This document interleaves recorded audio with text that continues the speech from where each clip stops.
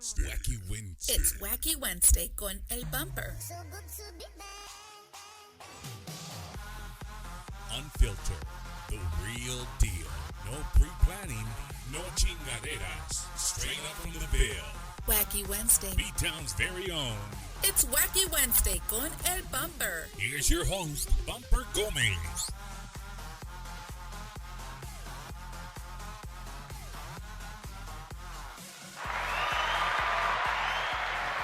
Hello, hello, hello. Welcome. Man, here we are in the Wacky Wednesday studio. And just as promised, man, as you can see, we have a different background today a little bit. There's a little more people here than normal. Wacky Wednesday is turning 1 year old today. It's crazy to think that, you know, a year ago, right? 1 year ago, we had no idea how our lives were going to change, man. Our lives change for everybody, right? For no matter what you do, for a living, it changed for all of us. And I think all of us were just hoping like this is going to go away. It's going to go away. It's going to go away. And it didn't go away. It didn't go away, man. And it stuck around, and it really affected our economy big time, man. Big time across the board. It affected our economy. But I'm just, I was just talking to my guest here earlier that I started this show literally, and we're taking it back. Salud. Salud, salud. I started this show 1 year ago drinking. Literally, I did. We're still drinking. Yeah, we're drinking. One year later, we're still drinking. It just blew up.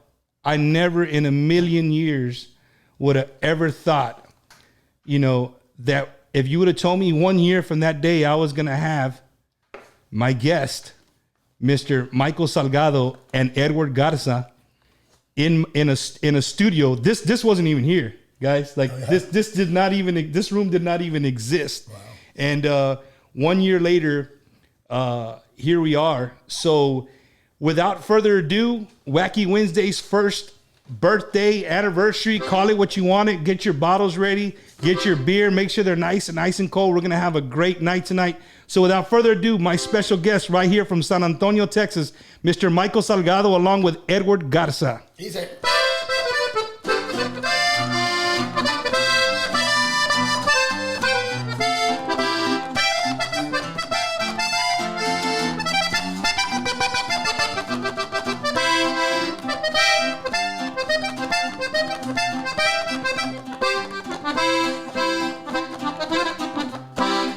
Tengo en el alma muchas ganas de llorar, pero no lloro porque tengo mucho orgullo. Ha destrozado ese amor que fue tan tuyo, no más por irte por el mundo a aventurar.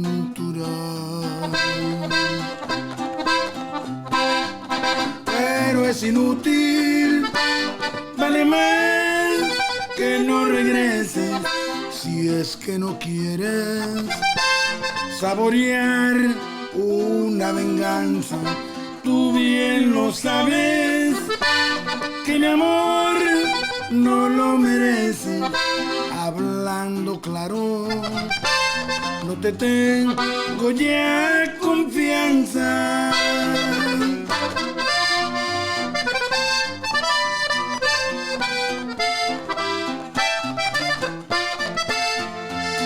Eso hice.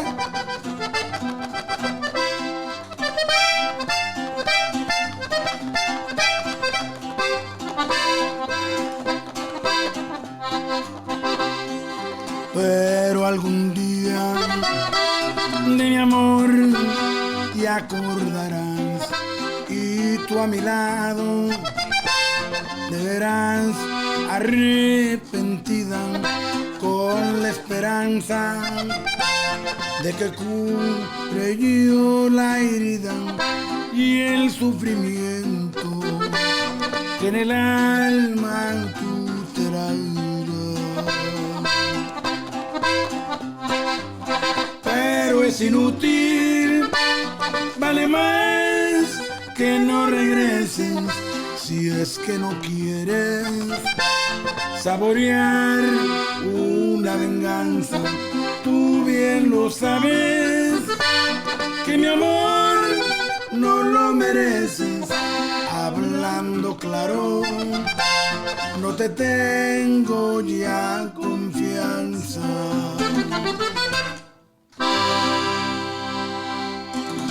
Eso fue.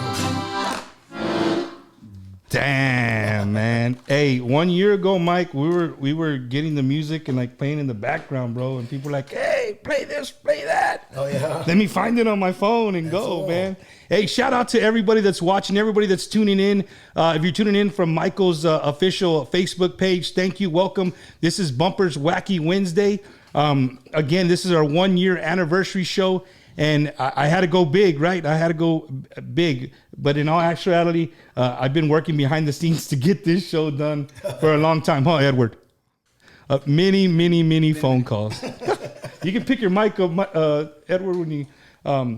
So, again, gentlemen, I want to thank you guys for giving me your Wednesday evening. Today's, well, I guess for some people in Texas, it's a special day. For some others, it's probably like... Ooh, I don't know, just another day. I went out today and I saw that a lot of people were still wearing their masks. So whatever floats your boat, man. Hey, Right. whatever makes you feel better. You know? Yeah, because people were asking, well, are you going to wear a mask or you're not going to wear a mask? And today's the day, right, where you where Texas doesn't have to wear a mask, but I think a lot of people are still doing it. And so, you know, I think, I mean, I'm still going to probably do it. And, you know, so I'm just kind of like, do you do it? Do you not? I mean, you know, I've already been vaccinated as well, so Acércate, vato. You can get closer now. You back?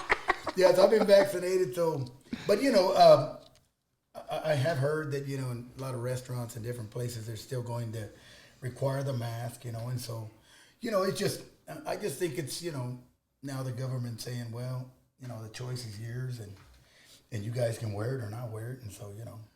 That's how I take it. You know, I think it's gonna end up being one of those things like no shoes, no shirt, no mask, no service. That's gonna be the thing. Yeah. And no, I mean, I'm the only thing that I'm really excited about, Edward and Michael, is that I honestly believe that you guys are gonna, you know, the COVID really affected the music business as a whole. Oh, definitely. I mean, what is it, March? What was it, March 13th? 13th. We're coming up to it, right? Or did it pass already? I don't remember. How many you got? A few, too many drinks. 3 days away from that. Yeah, we're 3 days away from when we had our pretty much our last show, you know, last year, and so it just kind of the things turned, you know, and it's just another world now in the music business for everybody in the music business, and we've kind of started to pick up some dates here and there. You know, we got a show coming up in Belton, Texas, out there. Hopefully, if the weather permits, you know, we're gonna do that this Saturday, and we've got what is that, Freight Height in New Braunfels. We'll be out there in the 19th. But it's very, you know, it's still very little shows. Fresh. You know? Yeah, Still fresh. And I think there's a lot of cities and locations that maybe are not doing shows yet, and so it's, you know, they're trickling in little by little. But it's still got to feel good that both for, you know, that for both the other, it's still got to feel good that, you know, that the ban is lifted, at least that's done. You know, I know today on Facebook feeds, restaurants were killing the game with we're at 100% capacity. Right. We're at 100% capacity. So if you want to have a drink, you know, or you want to have something to eat, come on in. So I think that with that being, you know, being open, I think it's going to bring a lot of because I mean, as soon as that the governor talked about that, man, I really noticed that I started on my feed. I started seeing like people putting the banners up again. hey, there's a big dance going on here, going there. And a week ago, I didn't see that. So Right. I know people were just like, yeah, exactly. And I think they're going to be, some people are going to be ready, and some people are still going to take their precautions. I think it's going to take a while before people actually are just going to drop their guard and not wear the mask. I think it's still going to be a thing, but it's going to take some time. Edward, what do you think? I don't think we're ever going to go back to normal. I think because if you go to the Far East, a lot of countries in the Far East, they've been wearing their mask way before COVID. Like I remember going to Korea and walking around, and you walking around with other Americans, and you're looking at these people like, hey, bro, is there something that we should know? Like, why are these? But they actually do it. They do it because they do it for the other person, right? They do it for the other person. Right. So it's pretty cool. Not pretty cool, but that they did it out of being genuine. It's part of their culture. That's what I heard. There you go. Especially like Korean, they're real big on. I'm sick, but I don't want to get other people sick to spread my germs, so I'm gonna wear a mask. Right. That's just their culture. They believe in to not spread their germs. True. Very, very, very true. Cultural thing. So, Mike, Edward, you guys, since the COVID has begun, have y'all snuck in any private gigs that you're at mercy to talk about? Like, was there Mercy. No, because I saw that you guys went live a few times. One of them, dude, you went live and I walked outside because you're in San Antonio. Your live was in San. I walked outside. I walked right back in. And I told my wife, these dudes are crazy as hell. It was hot as hell. And I know it was hot because you guys had multiple cameras and the cameras were overheating. Y'all had it was a hot day and y'all were out there jamming out. I was like, man, that's pretty crazy. We did a few live performances on Facebook, and that's all. We were kind of wanting to perform at least, and do something for the fans. And so we want to thank all the fans who supported us, who were connected with us at those times, because we had a lot of I think it was a few performances that we did live, and we had a lot of fans on there.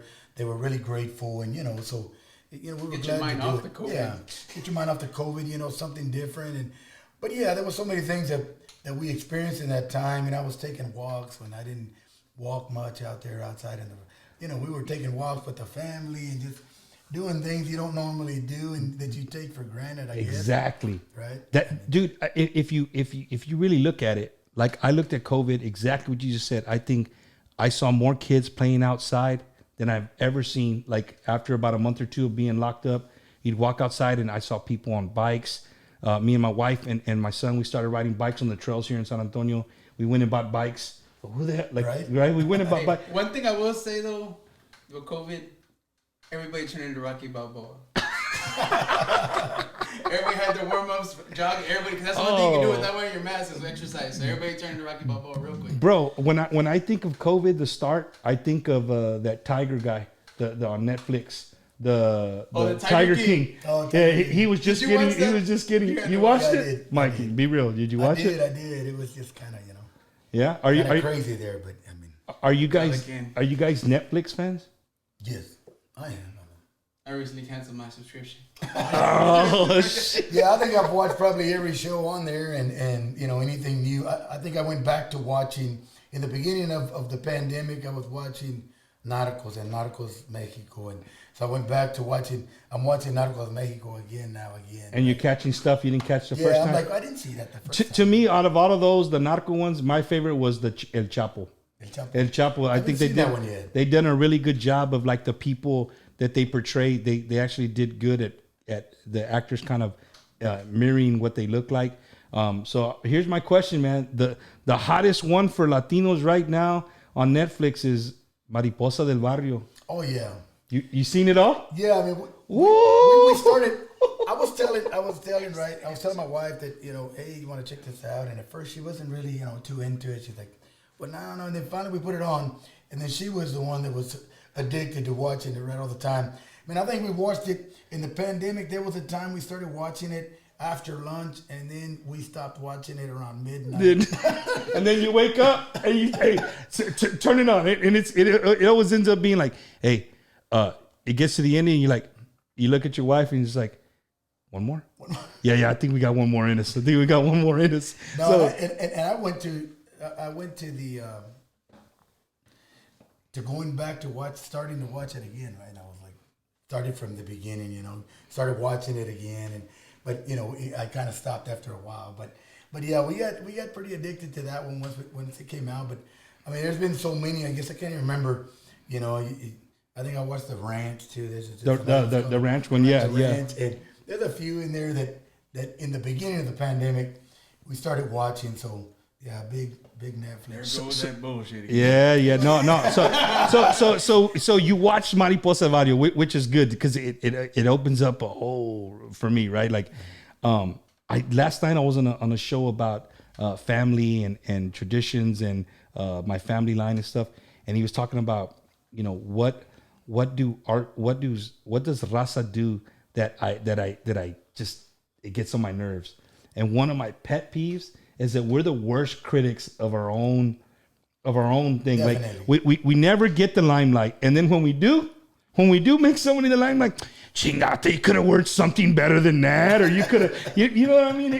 It's crazy, bro. It's crazy that we're the worst critics. Let's just be happy that we have somebody at number one on Netflix, right? Yeah. So before we get off the Mariposa del Barrio, I gotta ask you, what did you think about Trino's actor, bro? About Trino? No, not about like the real Trino. What'd you think about the guy that was playing Trino, the actor? Shit, he was just kind of annoying as hell to me. But to me, he was that guy he's one of the best actors I've seen in a lifetime. For you to hate a guy. Yeah, all I'm saying is he needs to watch himself out on the streets. That's how good of an actor he is. I follow him on social media, and he says the same thing. Like, most people be like, hey, let's say, Mike, like when you go out, I'm sure people, like, you go to a restaurant, people probably try not to bother you, whatever, but he says people do not give a shit. Like, they'll come and be like, dude, I hated you, right? And so when they want to take pictures, they want him to like grab, hey, can you grab my wife by her hair and like pull it? I'm gonna take, like, dude, what the hell? Yeah, so he was one of those guys you love to hate, right? Oh man, dude, I could not stand that guy, bro. I could not stand that guy. But yeah, that was that one, and then we watched we watched the Selena one, the new one, right? And I talked about that last night. I said, you know what? I think people got ruined with the first Selena and having J-Lo, and it was, you can only fit a lifetime in a movie. Right. Like, imagine trying if somebody put your life in an hour and 50-minute movie. You can't do it, right? Yeah. So it went so fast, and J-Lo's so popular, that I think that it took away from the actual the series. People, again, raza on there. Man, look, the wigs were messed up. Look at Peter Studio. Like, he's not even that tall. And this, you know what I mean? Like, they were going off, dude. And I was just like, man, the thing that I loved about the Selena series was that it actually touched on Tejano music. Right. It actually showed real, like, I think it showed Shelly Lattes singing in a Saludos, Shelly. Yeah, shout out to Shelly. I just thought that it was cool that it showed that part, because people didn't know she had a shitload of albums before she was even popular. Right. You know what I mean? And I think the series really showed that. You know what I mean? But again, it's just the grind. I like to show the grind. The which one? I said the grind. Oh, the grind of how much they work. Yeah, I mean, I like we watched the Selena one as well, pretty fast too.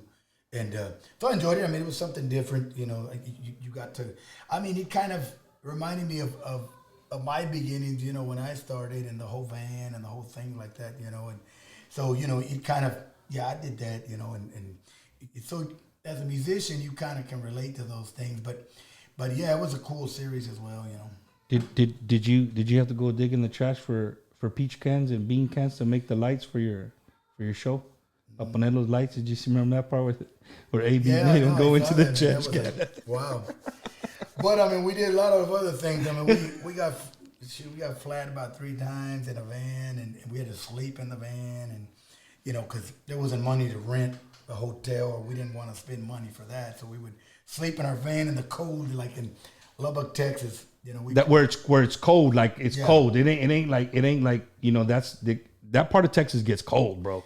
Yeah, we used to sleep behind the club, right? And we used to they would take turns turning the van off and on, and depending on how cold it got, right? The cold would wake you up, and then we turn the van on, put the heater Get on. off a little bit, warm you up, fall back to sleep. Yeah, so we did that. We did that many years, you know. Man, that's freaking nuts. I was gonna ask you guys, both of you, Mike, how old were you when you started, when you wanted to play music, not really play music, but you just started fiddling around with music?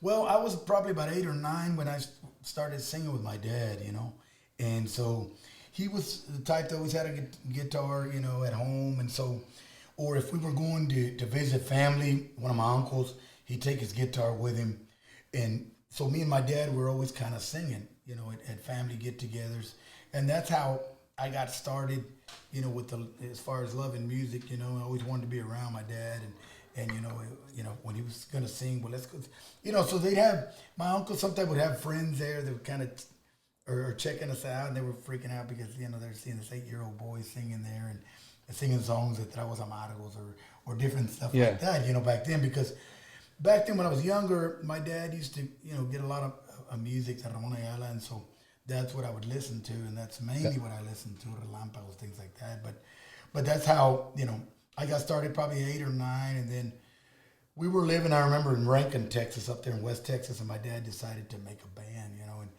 and I remember we were practicing. It was him and a couple of other uncles of mine and myself, and we started playing in a barn. We started messing around in a barn, and that's kind of where we got started. But love of the music for me it was pretty young. I was about 8 or 9. That it was always like, did you look forward to doing? It wasn't something that you were forced to do. Like, hey, Mike, you're gonna sing. Yeah. Like, no, definitely, it was something I always loved doing, and I mean, back in the day when I was younger, a lot of people don't know. I mean, we grew up on a farm, and so we were pretty much farm boys. I mean, we drove John Deere. So the cowboy hat that you wear for many years, that's real. Yeah. That's not a part of the costume, porque they play it's real. So that's what you're traditional. You're what I mean? Sí, soy de rancho, right? That's you. Definitely, I mean, we drove John Deere tractors, and I remember I used to drive an 8-row planter, and and my uncle would go and visit, and he'd go ride beside me on the tractor, right? He was freaking out because I'm like 12, 13 years old. Yeah. Driving this 8-row planter, right? So it was definitely a lot of my good times, when growing up as a kid. So it never was a time where you were like, you got done working the farm and been like, look at your dad or look at your brother and be like, nah, this life is not going to be for me. You know what I mean? So, well, I don't know. I mean, being a kid, I guess I just enjoyed doing it because my dad, he would on Saturdays, he'd say, okay, which one of you boys are gonna want to go and drive the tractor tomorrow till lunchtime? And I was always the first one, like, I'll go. And my brother really didn't like doing it. I mean, he started doing it first, and then when I started learning, I wanted to do it, and it was, I don't know. I mean, I don't know where I'd be today, but if it not gone in the route of the music, but I remember I had a thought at one time, to join the Marines as well, but it was just he just ruffled my feathers up right there. He just said Marines. Yeah, the recruiters coming out. Hey, the recruiters gonna come hit you up. I don't think you hit the you probably past the age. You passed the age limit, bro. Yes, Edward. And before I ask you about your music, I want to let the people know I'm connected to this guy a lot closer than you think. There you go. This guy, he's my.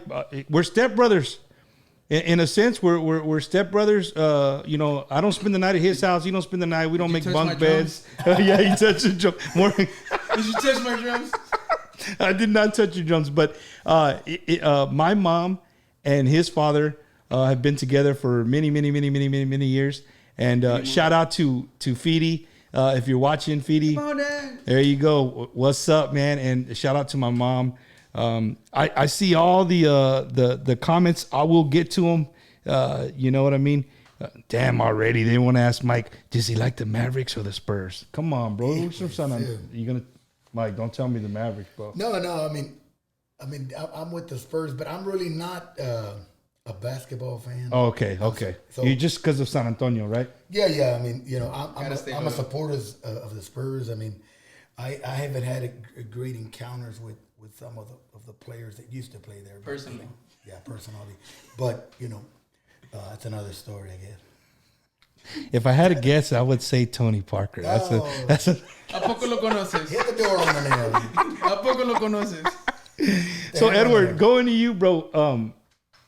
Edward, you're from my hometown. You're born and raised there. Viva. What in the hell? Your dad's a welder. How in the hell did you pick up a music instrument? Well, believe it, apparently, it's got to be in the blood because my grandpa would play accordion, apparently. Mm-hmm. Not too good because apparently his grandma threw it out the window and shit. But we had the Primos, Los Supremos, and I've always loved music. When I was a little kid, I think I was like 2 years old, I'd always be singing George Strait songs. I wanted to be what do you want to be when you grow up? I want to be a country singer. But There you go. On them, my There man. But like in the Selena movie, like your raza, they're like, hey, you need to learn music. Your kind of music. That ain't your kind of music. But you know, they had what was it? The Down on Knockout Station. Shout out to my boy Muñeco, and the shout out to back in KTKO, the Knockout Station. That's right. Station. That's many moon ago. 35, 40 minute radius. Ya pa George West, ya nada. Kennedy, ya nada. I haven't seen Muñeco in years. He's still around. I'm sure he's probably watching secretly. So shout out to Muñeco. He's in Houston somewhere. Great guy. Yeah, so like down on music, I fell in love with it. We were actually talking about that on the way up here. I was telling him, I'll probably bring up the story when I was a little kid. His music would play and I would be dressed up. I would dress up in fact when I first started playing music and practicing the songs. That's when you were like, you know, trying to learn shit. Mm-hmm. So, you know, it's crazy how you know, when I sometimes I interview musicians, just the way they fell into music. Everybody has a different story, man, and La Bamba has a lot to do with it. Hey, as you can tell, if you look, that's if you're not my first, you ain't there now. So, hey, to all the viewers, man, wherever you're watching from, however you're watching, do me one favor. Go to your face. If you're on Facebook, you're watching on live, share this video, share it to your feed, and let's get show Mike and Ed a bunch of love, and to the 1 year happy birthday to Wacky Wednesday. Thank you, man. I really appreciate it. When we were talking to Edward, and I was talking to Edward, and I said, man, I was gonna just have him, and he's like, hey, you know what, bro?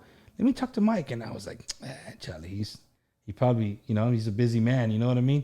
And over a few conversations, and Edward calls me, and he's like, hey, bro, I think I got him. And I was like, really? I said, yeah. So I said, man, that's awesome, bro, because cool. I wouldn't say idol, right? Because idol is something that you want to, that to me, it's something that you want to be, right? Yeah. But Mike, definitely, bro, in art, we were talking about this before, right. Before we went on the air, but I like to tell you here with the viewers that, you know, being in the military, man, you would be amazed. You would be amazed what your music, your Michael Salgado's music does for us anywhere in the world. Wow. That's that and I think technology has helped, because back in the day you'd carry all your shit, and then you still have to have, hopefully you could fit your little CD thing of all your CDs, right? And take them with you with your Walkman. But the music that we grow up listening to and love makes us realize that home is still here, no matter where you're at, whether you're in combat, whether you're, you know, somewhere chilling on a beach in Hawaii, somewhere, it's still United States, but chilling on the beach in, I don't know, some other country, you know, or you're in the military, you're doing something, just to hear the accordion, to hear your voice, you know, when Cruz de Madera comes on, I mean, I just want to paint you a picture, and I'm sure these pictures have been painted for you a million times, and this is for both of y'all. You know, Marines, they always find each other. Like, we might be in California or North Carolina, but Raza always finds each other somehow, some way. Like, right. You know, you're either driving and you're listening to music and you pull up to the gas station, you're pumping gas, you're like, hey, the vato's jamming Michael, homie. You stop what you're doing because, like, hey, bro, where you from? Oh, I'm from the Valley. Oh, hey, dude, you're Marine? Yeah, hey, bro, you know what? I'm having a barbecue tomorrow. Why don't you bring your family and come by? And I have people watching, man. I have lifelong friends, guys. Lifelong friends that I've made in the military through music. Wow. And we barbecue just like people do here, like normal people, but being away from home. Like, I think we take for granted here, being here in Texas, like you take for granted barbecuing and doing. And when you're away, not everywhere is like Texas, you know. And we'd be on a beach somewhere. Raza, we always find a way to have speakers somehow, some way. And we would jam it, bro. And then, you know, I love to see people would walk by and be like, hey, what the hell are these guys listening to? You know, of course, they have their Mexican flags, Texas flags. You know, very proud of who we are. And, you know, speaking on behalf of being, you know, deployed, your music, no matter what kind of day you had, you could have had the worst day, you know what I mean, in combat or whatever, man. You could have lost a buddy that day, whatever. You go find your corner somewhere, you put your AirPods on, your headphones, your little speaker, whatever you got, man, and you go through. And as soon as you go through, the music hits you, man, and it's like, you know what? The world's still spinning, bro. The world's still spinning, and home's still, they're still there. My family's still there. So definitely. I want to thank both of y'all, man, for giving service members that little bit of satisfaction, that little bit of warmth. You know what I mean? Because I don't know if people tell you guys that, you know? Yeah, I mean, I've heard that from a lot of different military people. And so, you know, first of all, thank y'all for y'all service. Yes, sir. Definitely, for sure. For the troops. Right. Thank y'all for y'all service.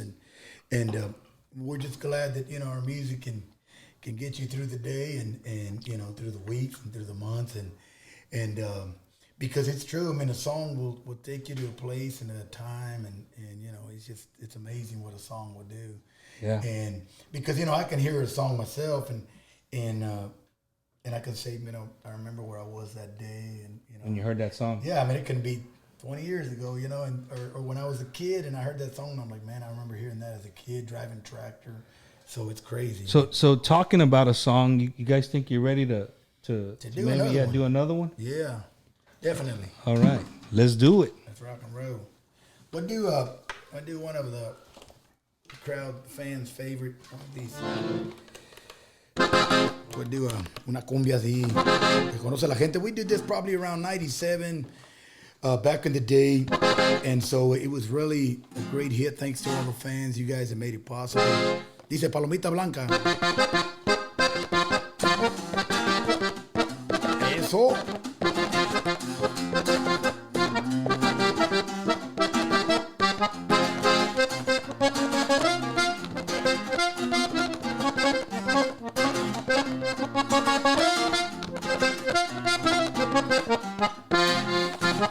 Palomita blanca de piquito de oro, dile que la quiero, dile que la adoro. Palomita blanca de pecho dorado, dile que sus besos me han enamorado, que no puedo ya vivir sin ella, está muy triste mi corazón, que mis ojos han llorado tanto, que ya no aguanto ese cruel dolor.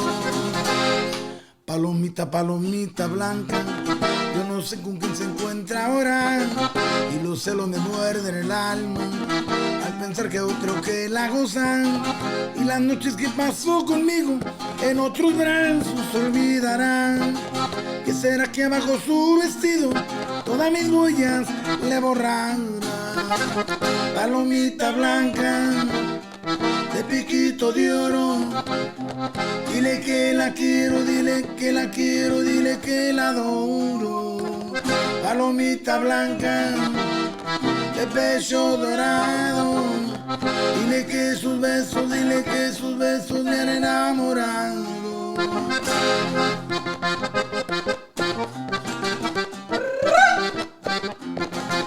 Eso.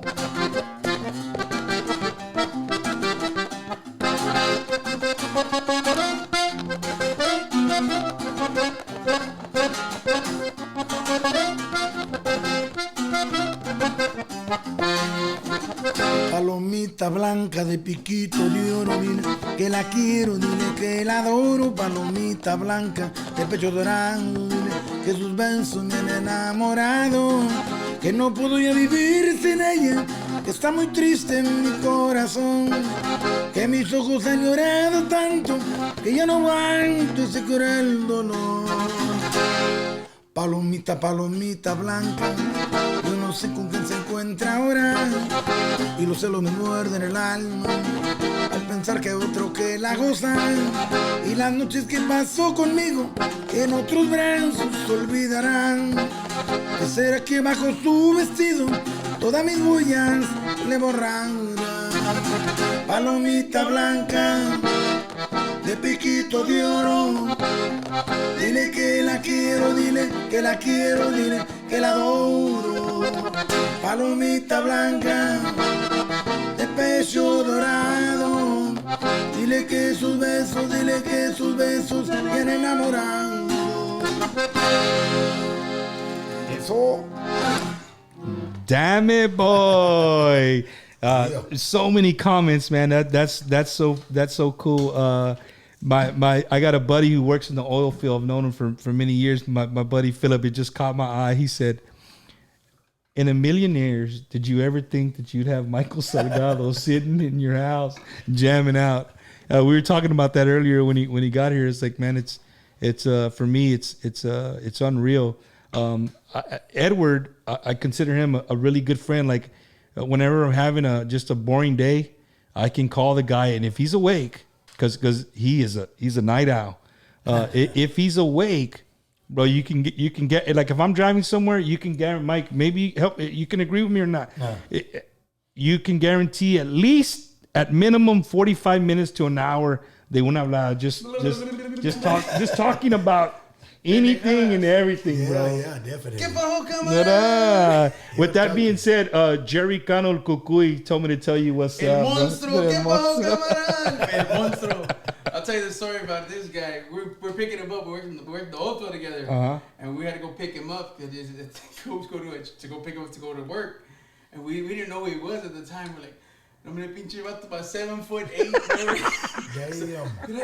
El JP. Mira este pinche monstruo. Hey, that fool can swing a hammer. I mean, if he still can, if he still got it or not. Salud. Bro, that's crazy. So again, if you guys are watching, man, just do me a favor and share it. Greatly appreciate it if you're tuning in. This is the show is called Bumpers Wacky Wednesday. I do this every Wednesday at 7:30 p.m. It's not always Michael Salgado, right? I have guests of all walks of life. And I love talking about people's stories and what they do for a living, their struggles, because everybody has struggles, man. Definitely. And I really think that people that are listening in, sometimes you might think that you're going through something when on all actuality, maybe what you're going through is you hear somebody else's shit and you're just like, hey, bro. I'm blessed. Yeah, it's really not that bad, bro. Like, I'm going to go ahead and make that payment, bro. Vale más que te quedes callado. Oh, man. So, Mike, do you remember as it like when you growing up did you play any sports? Did you guys, like you and your brother, did y'all live since you're in the music business, right? Did y'all live a normal, what we would consider, we'll just say high school? Did you have a normal high school or no? Not really. I mean, we started really young, right, in the music. Mm-hmm. And so once we started playing, you're talking, we're playing 3 or 4 nights out of the week with my dad. So there wasn't much time. I remember we had signed up to play football, and we almost got to, the point of doing it. And then we wound up moving or something. Or I think it was because we were playing so many days, it kind of, went into not being able to play football because we were going to be out performing. So we started, like I said, real young. I mean, we were out there with my dad. He's the one who kind of started the band first. So we were out there with him. And I remember we would play at this, it's called a train depot cafe. And we would play there real young. And I remember I was falling asleep at 11, 12 at night. I mean, I wasn't used to it yet, right? Staying out, the nightlife. And so, but we started really young, and so it just wasn't a lot of time for sports. It was just mainly music all the time, right? And if we weren't doing music, we were doing other things. My dad always had us doing something, right? I mean, we were either selling watermelons, cantaloupes, or cucumbers or black eyed peas, or I mean, we were doing something. And you're talking door to door, right? We're knocking door to door, and asking people if they want to buy. You're talking all day type of thing.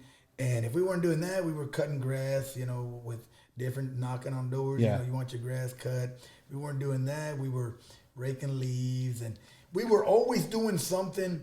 And so I think the last thing we were doing like repairing lawnmowers, right? We were doing. My dad got into that, and he started, where he was starting to get a lot of customers, and so we would break down the lawnmowers, and I mean now, I'd look at one and I probably wouldn't know what to do. 9 times out of 10, you just got to take the carburetor out. You clean it with a little bit of gasoline, clean the thing, and put it back, and it starts, right? Clean the damn spark, that's the only thing I know. That's the only thing. Clean the damn spark plug, right? And then it might work better. But we did that, and then so finally when the music came, I was telling my brother, like, man, I'm glad we're gonna do music now and not do this other stuff, right? But it was, it was. I think there's the youth nowadays is missing that, right? It's like, where you grow up and the kind of the hard way and learning, to work for what you want, and so it's I mean, they'll hear me now and they'll be like, forget this guy. But I mean, that's why, I worked hard to make it in the music business because, I mean, that's just how we were brought up and taught, you got to work for what you want, and we were working very young. So, we just had that in us already. And nowadays it just, it doesn't happen a lot with the youth, and so it's all gimme. Right, entitlement comes to right. That's the word I hear, entitlement. So, it's like, well, just, like you're saying, just give me and get in. There's no work involved. Right. Edward, and you, bro, like, you had a somewhat normal high school career, right? Career, like it's like Más o menos. The parts I remember. Did you walk the stage? That's the question. Did you walk the stage? I think so. You think? I go check. I think so. I know I got the piece of paper somewhere. That much I do know. Yeah, I did walk the stage if I can think of it. I just find it like I was talking to Jaime de Anda the other day, and he was telling me, he's like, man, we started so young that like school was secondary, like it wasn't part of like, I'm gonna be gone for a week. We got a show in Florida. We got to drive. So I'm not you're not gonna be there. My junior and senior year, I don't remember much of school because I was never really there. I still straight A's, but I didn't really go to school much. Yeah. School is important, by the way. Yes. So school. Not everybody's lucky. Now that you guys have, so Mike, is it okay if I so how did Edward end up in your band? Well, we had before Edward tocaba un compadre mío, Joe Tanguma, he played with me since back in the days when we started in the bars. We weren't known yet, nothing like that, and he played with me. Man, it's been, I don't know, it's been maybe 10 or 20 years. 20 years, probably 20 years, and we had been playing together. So what happened is that Joe, with time, he started getting some illnesses here and there, and just with age, and he started having some complications here and there.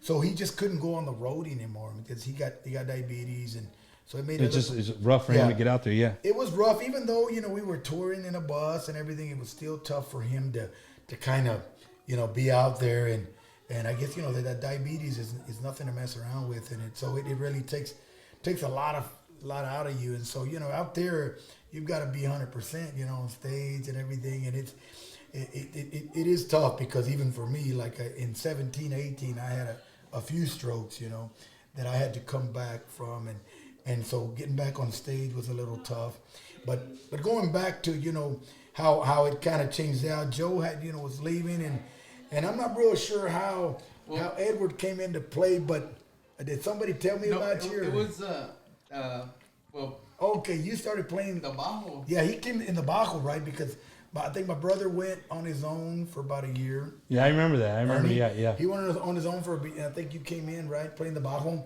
I got a good story about that, by the way. Yeah, and then so finally, after Ernie played about a year on his own, he decided he wanted to come back in the band, and so he came in, and then I got out for a couple. Oh, you got out for a while. Yeah, I don't remember that, but I thought he went to the bass, but who came into the bass? Joe again? Joe was still in the band. Okay, Joe was in the band. Yeah, you were playing bajo then, right? I was playing bajo. I remember because he might know the story better than me. Mario had recommended me to, who do we have working the office at the time? It was Yvette. Yvette. They had hit me up on Facebook, and Yvette said there was how he came highly recommended by Mario, El Gordo, and también Brandon. Oh, he's one to hit me. Hey man, you should go try out. And I remember we ended up meeting up at Jorge Alejandro's apartment. Oh yeah. We went to Jorge. That's the funny story I had with me and Pingo, my buddy Pingo, which I wrote a corrido with mi camarada. El Pingo, camarada, saludos para él. We went to the apartment where they were jamming out a couple of songs, Relámpagos, all the hits. Like, hey, well, this is how we do things, blah blah blah.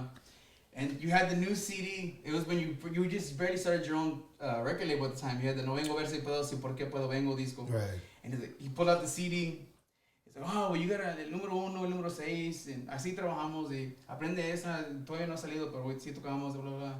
And you look at the CD, because you were writing on the actual CD with the marker, and all of a sudden you're all, a la beep, but he didn't say beep. He looked at the CD, it was like, it went through the CD. Nah, pero you should still play, go ahead and check it out. And I remember getting in the car and I was taking off. I was like, man, I can't believe I'm going to get to... It was October 8th. I remember it was actually the day after my birthday. It was my first gig with Michael in Houston at a private event, too. It was a quinceañera. It was us and the hometown boys at a quinceañera in Houston. Damn, and one quinceañera? Puro billetes, camarada. Damn it, boy! Hey, deja tú, güey. It was at the Galleria. Pinche, te digo, puro billetes. Yeah. Anyway, but I get the CD and I put it in. It's a muchacha bonita, ta ta ta ta ta ta. The marker went through, right? Oh, the marker went through. Well, let me try that. Cuidita. But luckily, with technology, we're able to get the song regardless. But the CD, I only mouse it. Dude, that's hilarious, bro. Like I laugh at the. Mike, you do TikTok? No, I haven't started yet. But do you scroll through it? Like you don't have to, like I don't do the dances and do any TikTok, but I have an account just to kill time. We need to make a TikTok. Dude, I haven't. I got it, and then I was like, nah, I'm not gonna do this, and then now I've got to. Everybody's doing it, Mike. I know, man. I need to do it. I do need to do it, but I haven't started yet, so hopefully it's on here. Damn, dude, the whiskey's kicking in. I already forgot what the hell I was talking about. What were we talking about? Y'all need a refill. My first beer. We do need a refill. My first beer officer had his got here. Hey, if anybody in the household is watching and you would like, never mind. No, dale. I'll take some of that. That's good. That's a good shit. That's a good shit right there. Hey, Mike, don't give it all to me so you don't have to drink anymore, bro. Saludos para mi papá. Fidi, love your dad. Yeah, let's do one for Fidi, man. I love that guy. I love that guy. Let Mike fill up his. Ya se acabó. Nah, anybody else got a bottle? We do. I got 2 more over there on the other side over there. So, hey, salud to Edward's dad, Fidi, my stepdad. He's a great man. Shout out to Fidi. Fidencio Garza. No, you got to say his real. Niño Fidencio Tejerina Garza. And that's how he says one thing it. he told me. When you introduce yourself, son, así dice, soy el hijo del niño Fidencio Tejerina Garza, soy Eduardo Garza, a sus órdenes. Mike. Hey. Así mismo. That is good. It is, brother. I was drinking Bullet. That right there is good. I'm not a Jack Daniels fan. Like I'm not a. That's good. The thing is, it's Jack Daniels. Show it, dude. We might get a sponsorship. It's Jack Daniels single barrel, okay? Single barrel. So single barrel. No affiliation. It's nice and smooth. Definitely, what else was I gonna? We were going.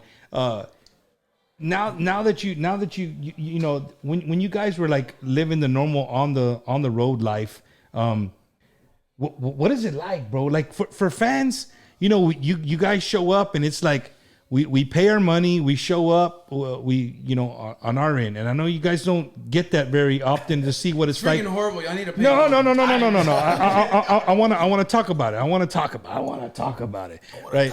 So we pay our money, we show up, and there's usually, Michael's he's in his career now. You're never, maybe, but I've never seen it. He's going to be the last guy you see before you go home.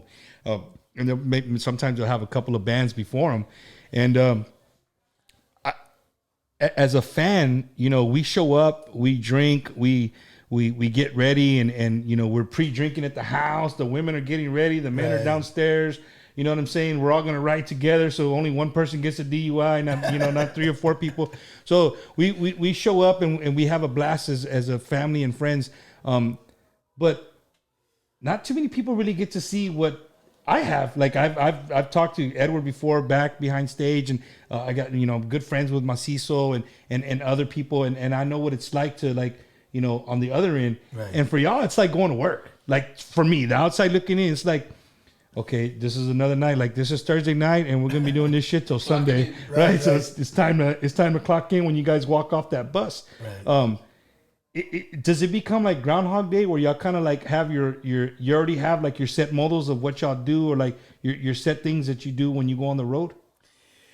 Well, yes and no, yes, but I think for me, like I think I've taken for granted, right? Like not being on the road now, and I used to be on the road, because sometimes I was like, damn, and we got to do another show, and I'm tired and my vocals are out, but now it's like, man, you want that show. So, I mean, I think the pandemic in general is it's just showing people, not to take things for granted, and because, as life was and now, how it is. And so, but, for us, it's like, we'll park at the venue, at 2 or 3 o'clock in the afternoon, right? And then driving 5, 10, 15 hours. Right. And then we'll sit there and, and the sound people set things up and kind of give you an idea of what goes on. Yeah. That's what I want the viewers to get a taste. Right. So then,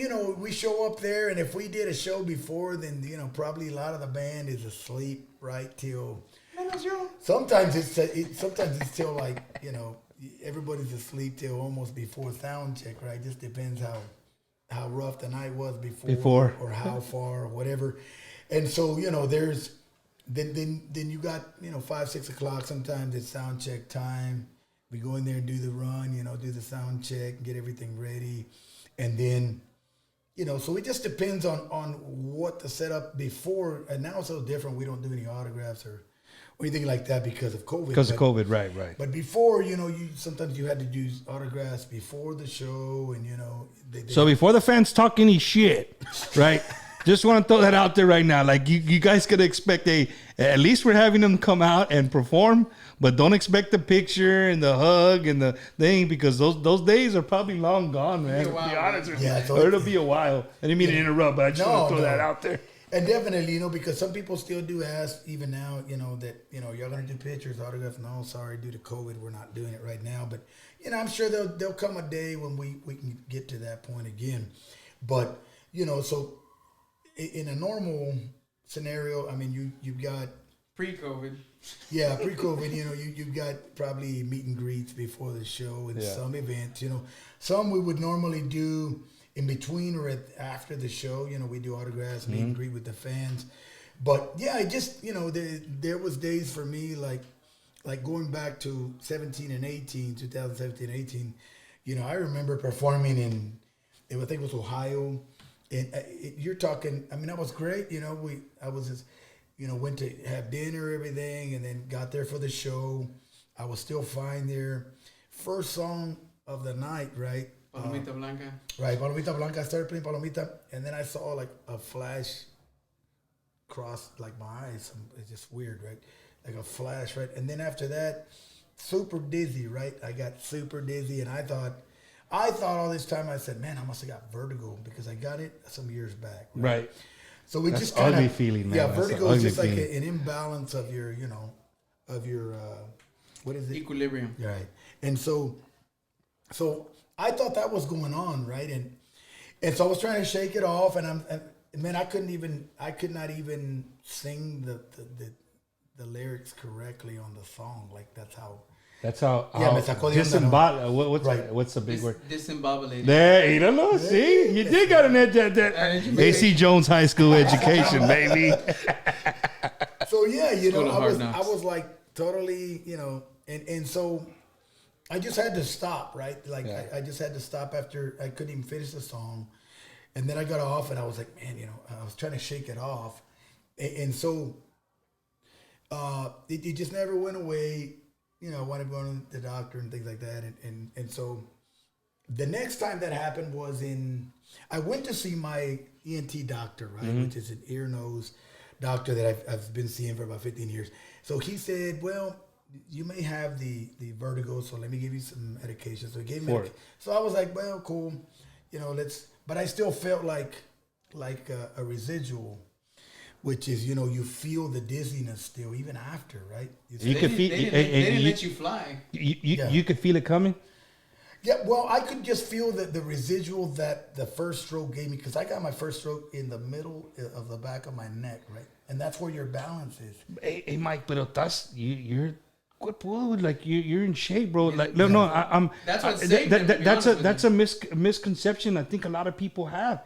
Like I've had a friend of mine who rest in peace. He passed away. He was running. He was a runner, like the dude. And he had a heart attack. You know what I mean? Right. And I've come to know people that are like, they take care of themselves. They watch what they eat. They, what I mean? They're watching their health, and it hits them. And it's like, man, dude, how? Like if they're doing everything they're supposed to be doing. And in that case, I just think it's just destiny, right? I mean, it's your time to go. It's your time. That's it, baby. That's it. That's how I live my life. When it's your time, it's your time. And my situation was a little different, right? Because they checked everything on my end, and it turned out that I had an opening in my heart that should have closed after birth. So mine never closed, and for whatever reason, never had any problems all my life until at the time I was 46, right? At the time. So for whatever reason, they said, we can't explain why, but, it just so happened to happen to you at this time. Yeah. And so they finally figured out what it was, but it wasn't because they checked everything, right? Arteries and you name it, they checked it. And they came to the conclusion that it was the opening in my heart. And they had to do what's called a PFO closure. And that's for people that may be having these kind of similar. There you go. Hey, Wacky Wednesday. If you're having these symptoms, there you go. To Austin. The hospital in Austin. The Austin. They're the ones that kind of said. Well, he had a stroke in Austin on stage singing Cruz de Madera. That was the last song of the night. It was two sets. There was two sets. Of any songs that you sing, that's not the song. When he hit that high note, se abrió el agujero y abrió el mouse. Yeah, wow. So it was a different circumstance in my case, as far as, I didn't have any clogged arteries. I didn't have. Everything was good. It was just that one thing that my heart, it threw you off. Right. It had an opening after birth, and they say normally it's supposed to close on its own, like a heart murmur. Yeah. Right. And so that's what. And so it's been now since 18 or so. Well, 3 years. The now, worst one probably had to be in. We talk about he had so many shows. Toledo, Ohio, right? No, the worst. New Mexico was the one where you. Yeah, because I had one in New Mexico at the end of the show, and then I caught you on that one. Right, and then Austin was the other one. So it was just for me So what I'm saying is going back to the music for me was kind of tough to kind of get on stage, because you already have that anxiety that. Man, I hope this doesn't happen again while you're right. So I'm like, so it took me a long time, and I would still get the residuals where I would get dizzy. So thank God all that's gone away now. And they told me, that the doctors told me that with time will go away. Yeah. I know you feel it right now, but it's just part of what happened to you. So thank God all that went away. It's been about 3 years now, and thank God I've been good ever since then. But it's crazy how you don't know, everybody, reacts a little different to things like that. Mm-hmm. So and kind of going back a little bit to when you guys are getting ready, getting ready for the show and stuff, now that I've gotten to know a lot of musicians, right? And we have personal conversations, ustedes llegan vestidos, vato, dressed. But then when I really talk to the guys, they're like, hey, bro, there wasn't even a shower, homie. We just con agua de volada. Right. They throw on our coat, un poquito de colonia. Vámonos. We get on stage and you look like $1 million, bro. But we don't know that. Like we don't see that. We think that there's a 5-star shower on the bus and everybody takes turns, right? Believe it or not, our bus actually has a shower. Oh, your bus has a shower? We have a shower. Hey, is it a manguera? Like just a manguera? It's a full shower. Yeah, it's a shower, and I wanted to make sure when I got it that it did have a shower. Caballo negro. Saludo para el caballo negro. Yeah, because we've had back in the day we would do a lot of shows that were just Ponle, dale, you had to súbele. just change out. Yeah. Things like that. So that. One question I wanted to always ask groups, and you guys are at the top of, you guys are at the top of the food chain, right? Well, my mom likes us. Yeah. You're at the top of the food chain. Like, so do you have somebody who goes and says, hey, you know what, Mike? You're going to go on tour. You guys are going to be on tour for the next 5.5 months, right? And I'm just throwing this out there, right? You guys are going to go on tour for the next 5.5 months.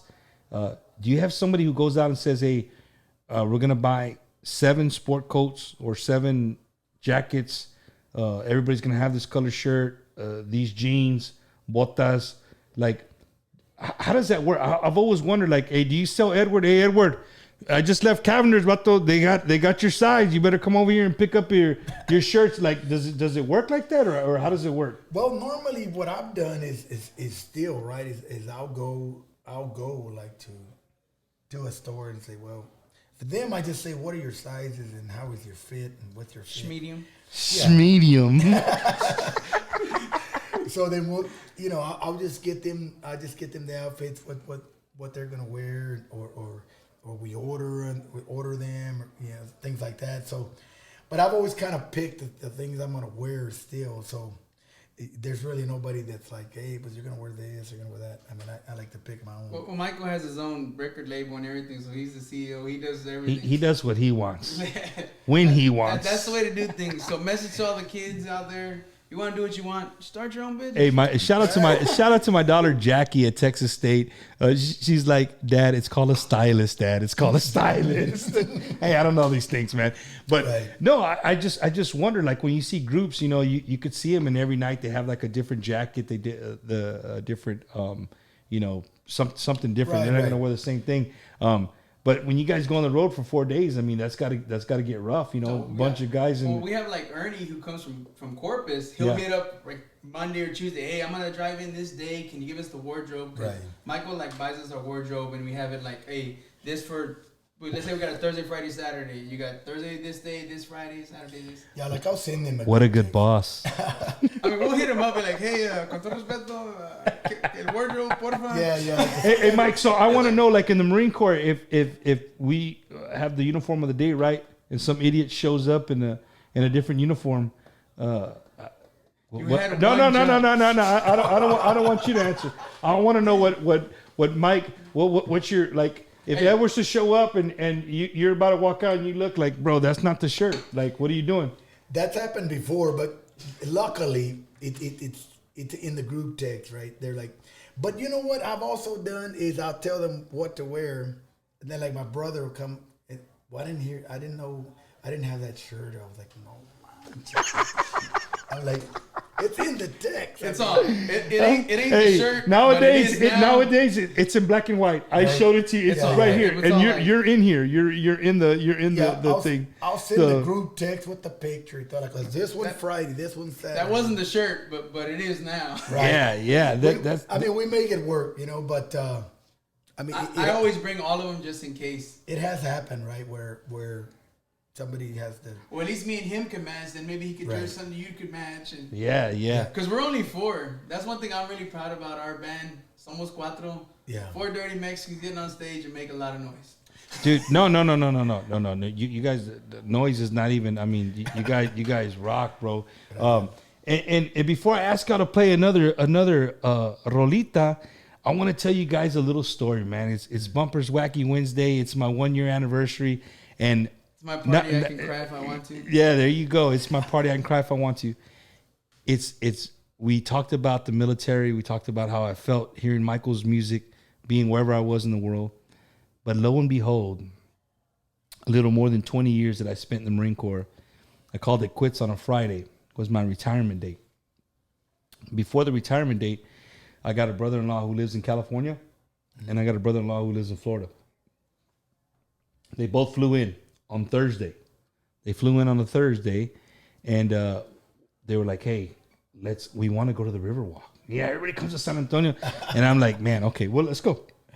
So we went to the Riverwalk, and we hadn't seen each other in quite some time. You know, we're in different parts of the United States. So they all come in, and they're actually coming in for my Marine Corps retirement. My retirement ceremony is Friday afternoon. Wow. And they fly in, and we get into some trouble downtown in the Riverwalk. And my wife was pregnant at the time. And you guys know who Brittany Griner is? So Brittany Griner, she's like one of the first females that had dunked the ball in a long time. She played for Baylor, and then she played in the WNBA. Well, she played for Phoenix, and they were playing our girls' San Antonio team. So after the game, they must have went to the Riverwalk too and partied like we did. We all ended up at the Whataburger downtown. Oh, yeah. You know, the downtown Whataburger after a night of drinking is not the best place to be. So needless to say, long story short, we start a brawl in there. Brittany Griner and the team, my wife, they get into it. Next thing you know, yes, bro, shit's getting thrown. We're getting thrown out of the Whataburger. We're walking out. And then one of my brother-in-law says something, and there's a shitload of cops right there. And sure enough, they arrest them both. The one from Cali and the one from Florida. Vámonos pa'l bote. They put them in the paddy wagon. And I'm like, Texas. Well, they came from my retirement. I don't know if they're going to make it now, right? So Friday morning, we're there, and we're doing the rehearsal with my colonel.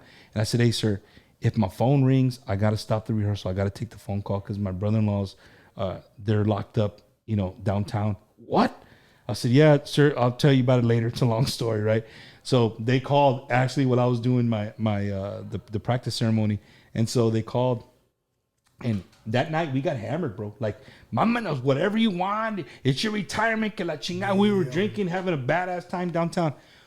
So 10 o'clock in the morning, they're letting us go.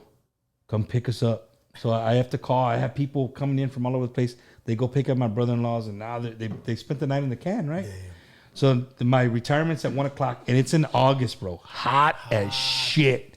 So everybody has their anteojos. They're in their retirement. Así nada más. And I said, hey, guys, check it out. Just so happens that for my retirement, we're going to Graham Central Station, right? August 6th, 2014. Michael Salgado's playing at Graham Central Station. Wow. And so we and then all my Marines, some old Marines that are really close to me, they flew in from everywhere. White guys, African Americans, like, hey guys, you guys are going. Where are we going? I said, when you hear his music, I promise you've heard it before if you hung out with us. So we take them all to Graham Central Station. You guys jam, put on a badass show. As a matter of fact, at the end of the night, you and Ernie were taking pictures, right? This clown was already on the bus, and so I have all the Marines coming, and we start saying, Edward, and Mike's looking at us like, who the hell was one? I said, can y'all get Edward? They went to the bus and grabbed him, and we said hello to him. But that was my retirement night. But what was funny was, dude, I retired 20 years in the Marine Corps. Like I'm ready to party. Right. So I'm like, hey, bro, come on, let's go, let's get a drink. What? Well, after the Thursday night, todos estaban, nah, bro, I'm good with this beer, bro. Nobody wanted to party. But for my retirement, that was it. Just so happened that you played. Really? It's like you played for my retirement.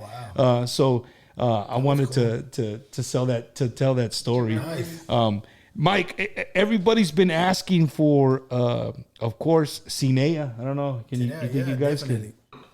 Sure, no problem. Ay, me pegó un calambre. Watch out. I need to drink some water.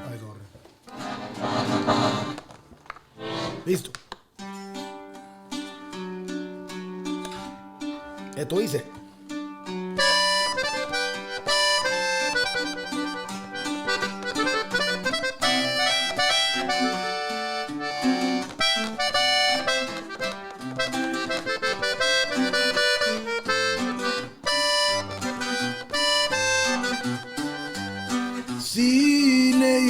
Sin ella, no podré vivir sin ella.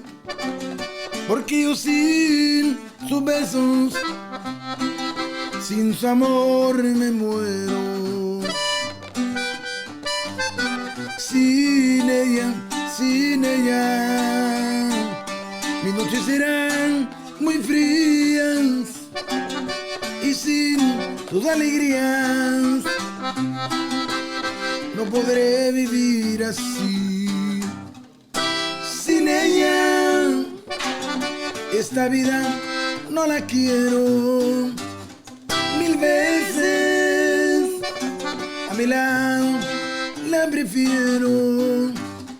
Sin ella cantaría al mundo entero. Y sin ella, sin su amor, yo me muero. Sin ella, sin ella.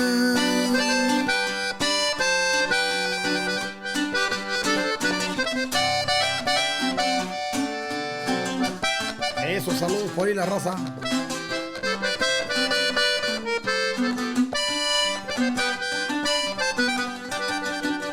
Sin ella, no podré vivir sin ella. ¿Por qué?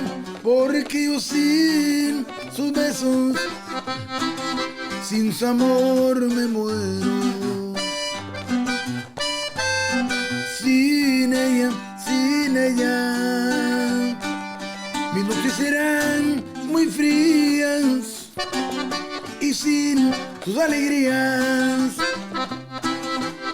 no podré vivir así.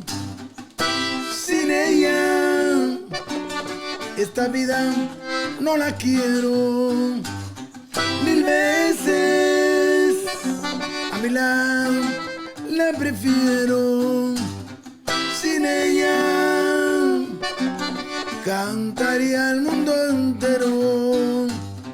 Sin ella, sin sabor, yo me muero. Sin ella, sin ella, sin ella, sin ella, sin ella, sin ella, sin ella, sin ella.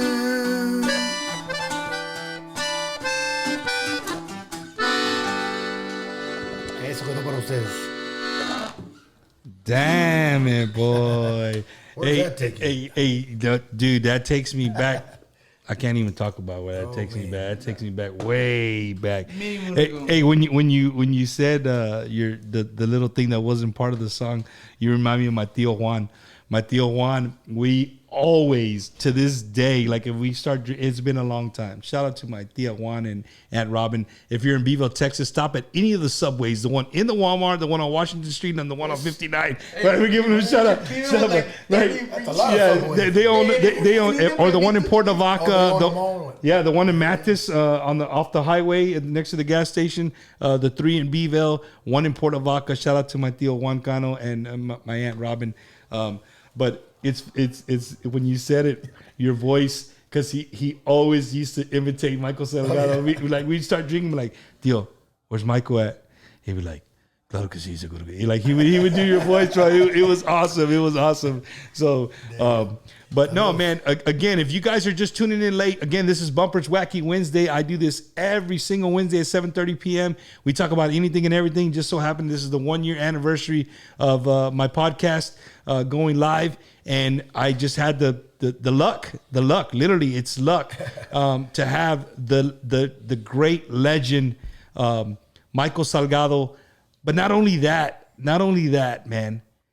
You know, Michael Salgado, he's Michael Salgado, right? But honestly, like, for Edward to be here after all the conversations and the connection that we have, in a sense, it means a lot to me. So I want to thank again both of you guys for hanging out with us. Glad to be here. Appreciate it. I wanted to talk about, Edward, you sing, bro, and you got a hell of a voice. My mom likes it. You hear me? You know, My wife hates it. you're good. I was gonna ask, maybe, just maybe, because this is live. This is Wacky Wednesday. It is what it is. I was wondering if you got something. We talked about it. Mm-hmm. You think you're willing to sing it? I'm willing to sing it. Just que no me roben, cabrones. Yeah. Hey, you son of a guns watching. Nobody better. This song is not. It's got copyrighted though. I'm just throwing it out there. It's copyrighted. He's already got it. So, but I want to tell a quick story real quick. So I was talking to Edward, and we were into one of our deep conversations one day, and we just go all over the place, bro. We're from the deep south. Yeah, and so our Beeville kicked in, and we were talking, and I said, I want to.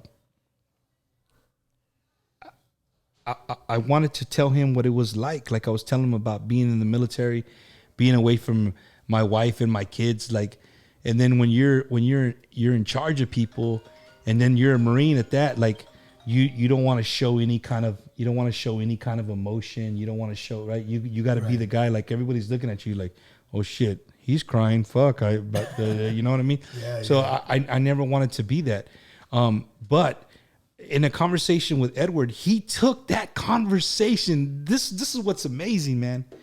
He took a simple conversation, a very, very simple conversation that we had. And I was actually on vacation in Florida, visiting my father-in-law and my brother-in-law. Shout out to them in Homestead, Florida, and Miami Beach area. To Familia Guevara.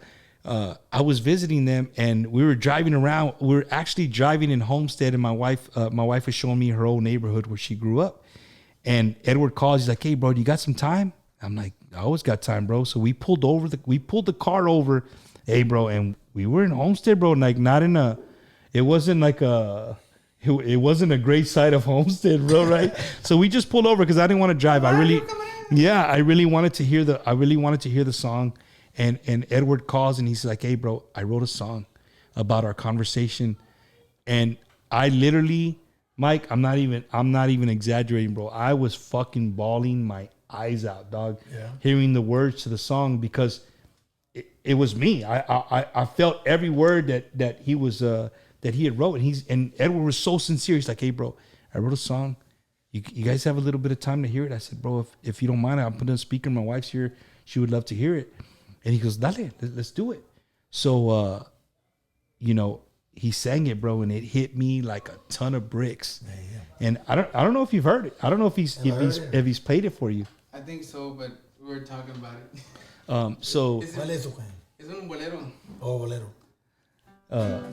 Without further ado, this is Edward Garza, and he is going to sing a song that he wrote off a conversation that I had with him. Amazing guy. Ante todo, lamento por estarte. Yo sé que es tarde por allá, pero ¿cómo has estado? ¿Has pensado si tal vez me extrañas? ¿Cómo te extraño mientras que estoy desplegado lejos de mi patria querida? Espero acabar de servirla, pero me inquieto al escuchar temblar tu voz. Y si vuelvo, te daré yo 1000 besos. Nunca me olvides mientras que estoy desplegado lejos de mi patria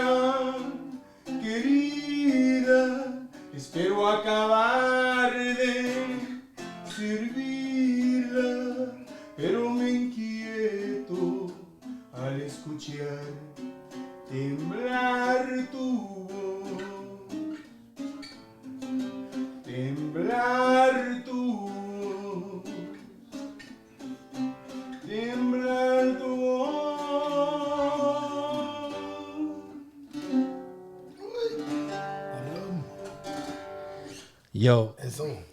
salute to that, man. That was awesome. Hey, to my wife, Maria Alicia Gomez Huicha, thank you for putting up for so many years, so many deployments. Thank you from the bottom of my heart. Yeah. That's brought to you by Liquid Courage. Yeah, no, man. That song is definitely. I'm promise you, bro. So many men can relate to that song, no matter, either way you look at it. They can definitely relate to that song. And another conversation we're having, earlier was like, sometimes I was telling Mike that I think sometimes some people are born with the gift. Like I got a friend, Calistro, Cal from Bevo. The dude's a great artist, bro. Like you tell him something and he can draw it. My friend Joe Barajas, I had him a couple of weeks ago. He's a barber, but a great artist. Like they're just like they didn't practice that. Like I think they're just born with that, right? Talents. And Edward is a person that I just. There's some people that take years to write a song, and I don't think people realize, like, they just write some stuff down and they come back to it, and one day they find it in a thing, like, hey, they add another verse, but this guy... Go on. No. Pinche Edward, bro. So this guy, bro, just has that, like, literally, he took a conversation that I had with him, and he wrote that song. And that's just one song, right? That's just one song. Like he's called me, said, "Hey, bro, what do you think about this song? What do you think about that song?" And then I got friends in the music business, and I'm like, "Yo, if Mike doesn't want that song, let me know. I know somebody who would love that song." But definitely, Mike. He, in a sense, he works for you, right? Yeah. What's not without. I'm putting you on the spot, bro. It's fucking live. And you said you wouldn't do that, bro. No. It's cool. So you, what's your? Do you agree with me in a sense that this guy has a gift for writing some music? Oh yeah, definitely. I mean, because like I said, I mean, it is a gift to be able to write like that and just put songs together. And like I said, I mean, I've written a few songs, but it's just not my gift. ¿Me entiendes? Lo mío lo de la cantada and I've just been lucky enough to have writers like him and other writers that I've worked with throughout the years. But Ernie, and so but definitely that's definitely a gift, to have that and to be able to write a song and just dale pa adelante, it's definitely something that's got to be within you, already, and so. Because he's written a lot of different songs and he sent me a lot of different songs. And so, like I said, we've got a new release coming out, Linda Princesa, that he wrote as well. It's coming out. It's a great song. También una cumbia muy buena, ¿no? Mm-hmm. That's coming out. So he also wrote Yo Nunca Lloré. That was a single also that we put out this year. And so, it's probably a lot more material that Edward's written that's going to be coming out on the albums. Dude, that's awesome from a kid from A.C. Jones High School, bro. can't even read or write, but he writing down. Hey, no, I was going to ask you that. Mike. I've talked to a lot of musicians who can't they can't read music. Right. So do you play by ear or you read music? Yeah, I'm by ear as well. The first, the second, and the third. That's what you. Yeah, pues anything by music, anything by ear, pues that's how I learned. I don't know the reading part. And I used to be in music class, but I just never got it right. I'm just like, I don't. It's crazy, right? What about you, Edward? Do you read music? No. You play by ear too? I have to give a lot of credit to my boy Moises Manzano. A lot of long hours. I don't know if you ever heard that song Baileme from Mr. Intocable? Yeah, Mr. That guy. That guy. I got you. This song right here. Hey! Took me 8 hours to learn that fucking song. When I first started, I was playing it like this. That's awesome, bro. He's all, you don't hear it? What are you doing? 8 hours till I finally... Determination pays off. That's what I'm saying. That's what for all the kids out there listening, dreams do come true, but you gotta put in the work. You got to put the work. True. These fingers would literally bleed. Bone, you get to the bone. Right now, I got callus now, but before then, you'd play and play and play. And you don't play till you get it right. You play till you don't get it wrong. Hey, Mike, do you guys like, now that you are where you guys are at, both of you, do you just pick, like, when you're at home during the COVID, did you pick up the accordion and say, hey, I haven't played in a little bit. Let me warm my fingers up, or is it like I did. It's just natural, like you know what I mean? Well, I think it is. It's like riding a bike, man. It's like I there was a gig that was coming up, and I'm like, man, I haven't played the accordion in a while, so I better pick it up and mess with it. But yeah, it just comes naturally. It's like so it's great that is in place there. But yeah, I mean, you're still like doubting yourself. You're like, man, I better pick it up and can I still play that the way I played it? Yeah, so it's definitely something that it's in the back of your mind. So, but we would play like a live, and we're like, man, well, I mean, we're still good. I mean, you still got it. You still got it. Yeah. But there's been, I think we did a show in Houston that we hadn't played in a long time, right? And we were gonna play out there, and sound check, I was like nervous, in sound check, right? So I'm like, where's the whiskey? But that'll calm the nerves down. But yeah, I was definitely nervous in the sound check, making mistakes here and there, and so it does.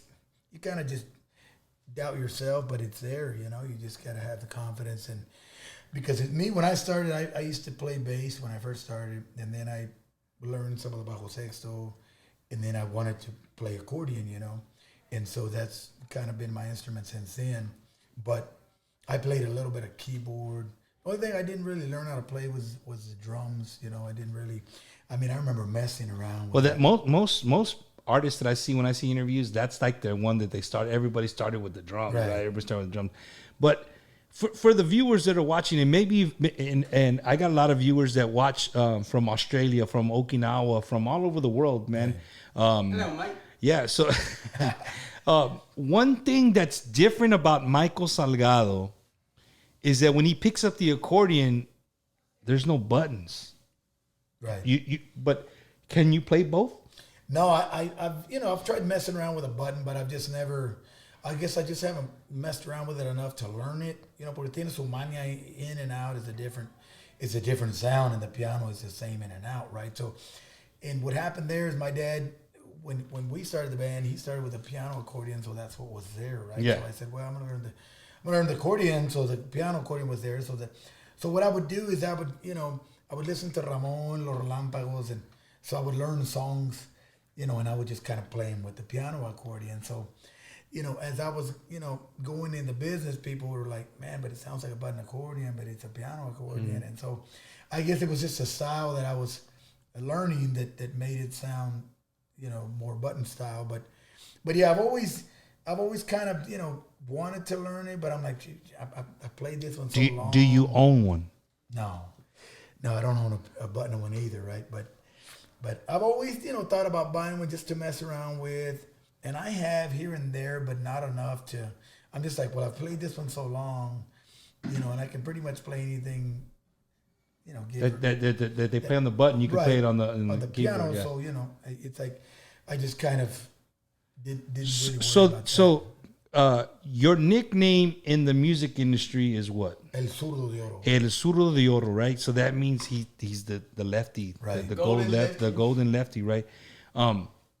My question is, and this might be the stupidest question you've ever heard, but no stupid questions. Yeah, no. No stupid questions. So do you buy an accordion and then you just flip it the other way and you got to learn it that way? So like,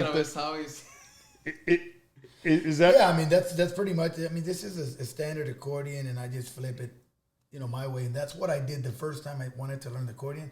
I didn't think about, well, it's not a left-handed accordion. I didn't think about none of that. People would tell me like, well, did you have to switch all the keys or the chords in there? Yeah, there and everything. And I said, no, I mean, when I first picked it up, I just turned it around a mi manera, a la zurda, And that's how I started to learn. So that's what I do now. I just kind of flip it over. Hey, Mike and Edward, you can be a witness. Does he jump and you can play it behind your head? Nah, You don't I don't do the whole thing like that.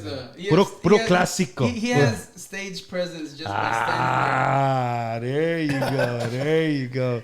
I'm not what you consider a show. It's a show. So Michael Salgado has never won show band of the year. Is that what you're saying? Well, I don't know that I haven't, but He probably has anyway. I might have. He probably has.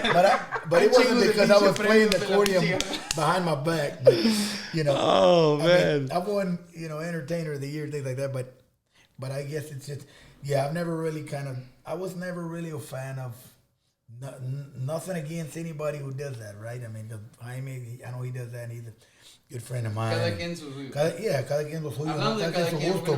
But I just was never, it wasn't my thing. Like, my thing wasn't either to play polkas. Like, it just wasn't a thing for me. Like, I just always wanted to do a song with lyrics. And I could play some, I would get by on some polkas. Back in the day when we were playing the bar days with my dad, we would for the dollar dance, I will. Yeah. When you say bars, you mean like really like cantinas, right? Yeah, cantinas. I mean, Like where you could see, you gotta like move the Bottom of the smoke. barrel, You gotta yeah. move the smoke out of give you a little room so you could see over the everybody smoking, man. It was like the cantinas, no, like hardcore cantinas, man. Dang it, boy. And we did all those like in the West Texas area, Midland, Odessa, Lubbock, Texas, and those. Well, Lubbock not so much. Well, we did some bars in Lubbock. We did do some bars. Definitely did some bars out there as well. So there was a lot of things we witnessed a lady. I don't know.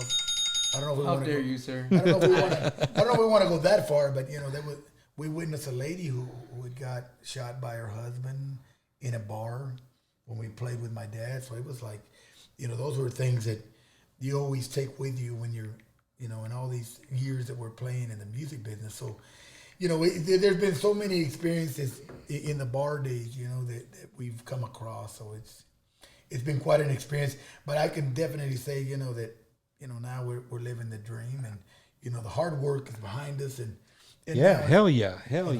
I you know what, I found a kid, man, like a month ago, a little over a month ago. I had him on my show, like maybe a month ago. I had him on the show, or 3 weeks ago, and I got to spend some time with him and his family. DJ Lucky J, shout out to DJ Lucky J, to Jesse and Renee, his parents.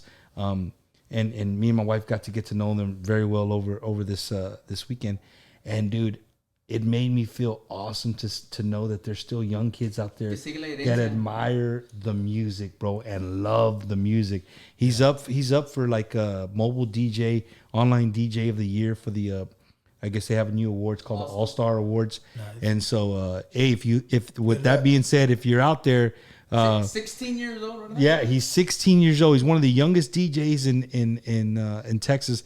So look up the All-Star Awards. I don't have the link on here, but look up the All-Star Awards and make sure you go out and vote.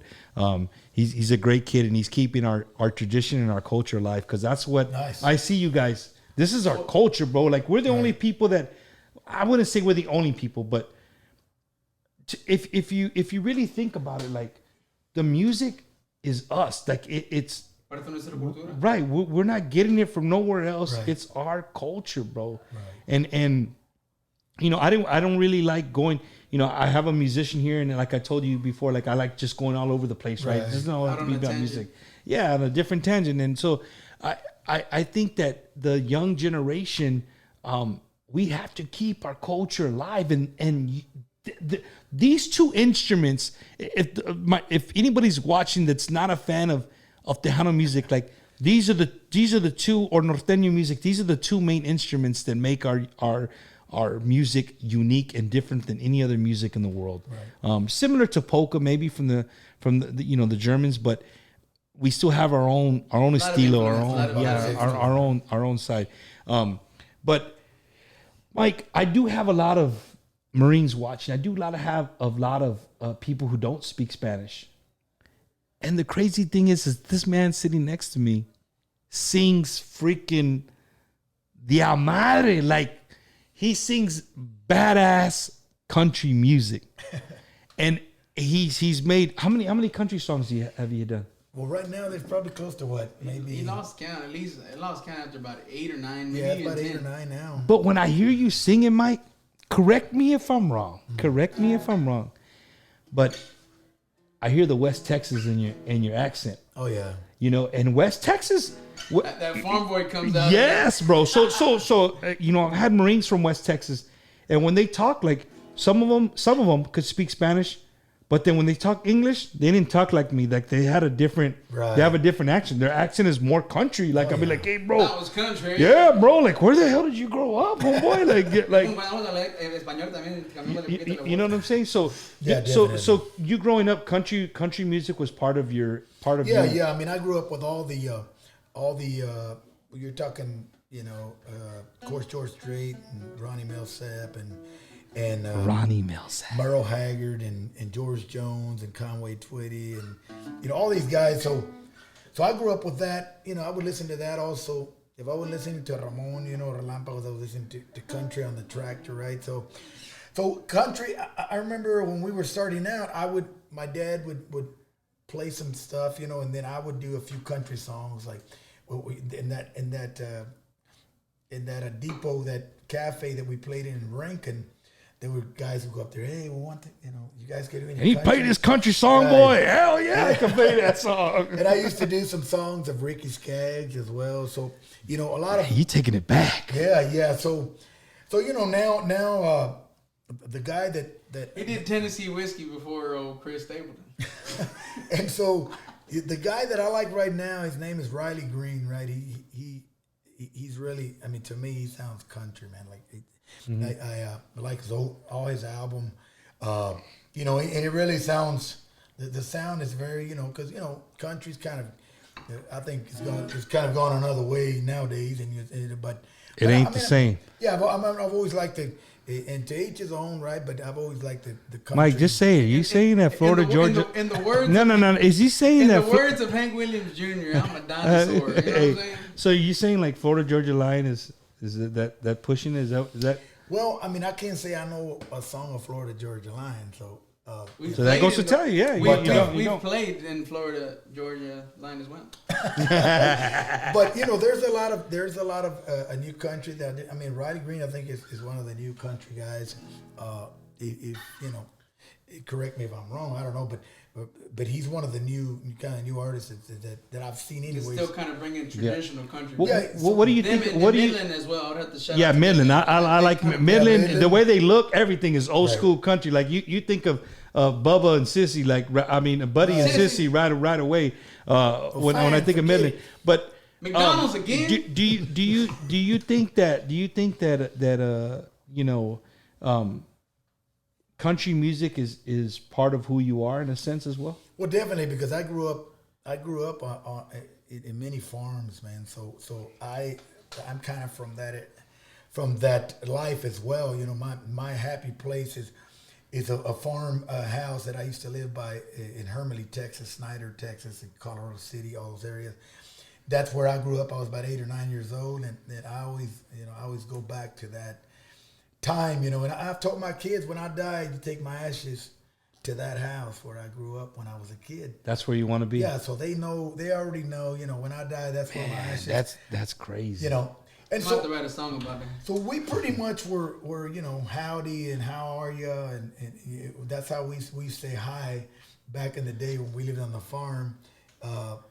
Because that's amazing. My dad was a farmer, right? So that's all we need. Yeah, that's who you're around. We grew yeah. up, you know, we drove tractors. But Mike, that's literally if you were at a knob, like if you had a knob to go from English to Spanish, your English and Spanish is literally far left and far right. Like there's no sap kind of. Yeah, there's no like in between kind of thing. So yeah, so you know, a song that I can really connect with because I'm from South Texas, right?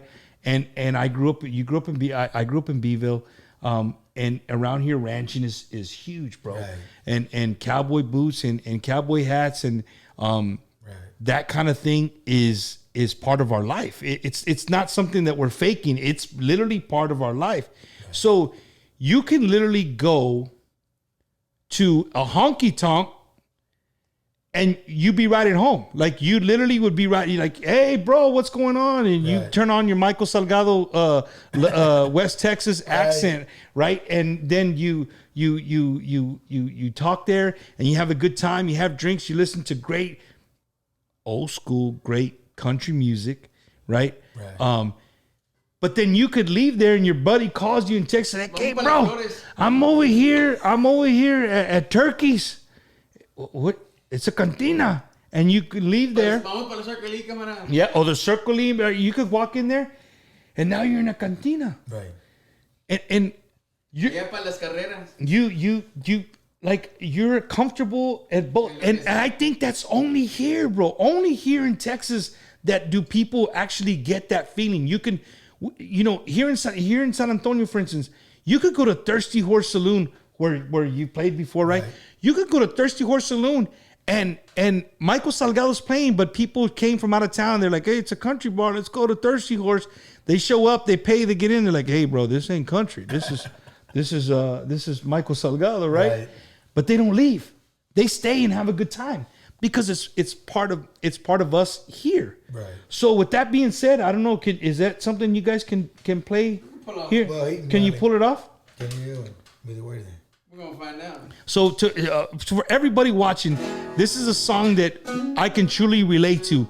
It's called Honky Tonks. Can I make a little? Go ahead, I hate to cut you off, but I had to say something funny because when this song came out, I had just barely gotten into the band, and it was getting played a lot at the Kicker 106. Yeah. Shout out to Big Dan, Big Dan Adames in Beeville. And a lot of my camaradas would be like, hey, did you help write that song? I was like, no, I didn't write this song. Because it says I feel right at home in Beeville. And he says, I feel right at home in either. Oh, yeah, not Beeville. Either. Wishful thinking, though. Right. But I got like so many calls from friends and families.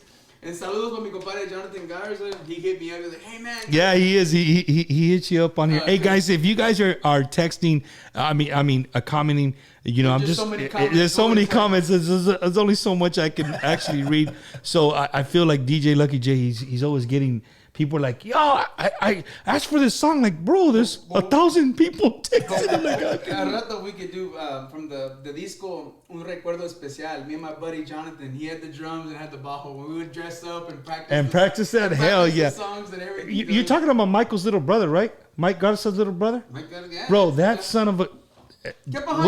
Jonathan, shout out to my boy Jonathan. He got me jacked up last week. He got me messed up. That's a whole nother story.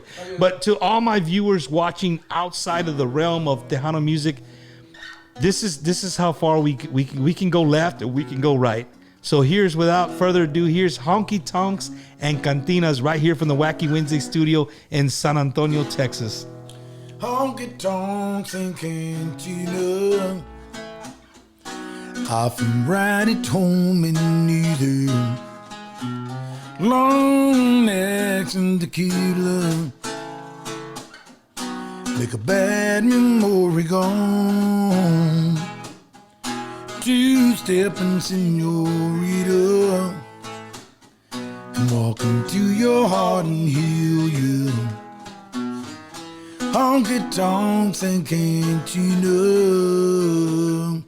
either home, away from home. You can get a little sideways listening to George Strait, how he's just a troubadour. Hear the mariachis play, sad song about yesterday, how she don't love you anymore. Honky Tonks and Cantina, I've been right at home in either long necks and tequila, can make a bad memory gone. Two-step and senorita, can walk into your heart and heal you. Honky Tonks and Cantina, either home, away from home. Honky Tonks and Cantina, either home, away from home. Yeah. You see, you thought I was joking, bro. We go from the left to the right, really quick, really quick around here. Yeah.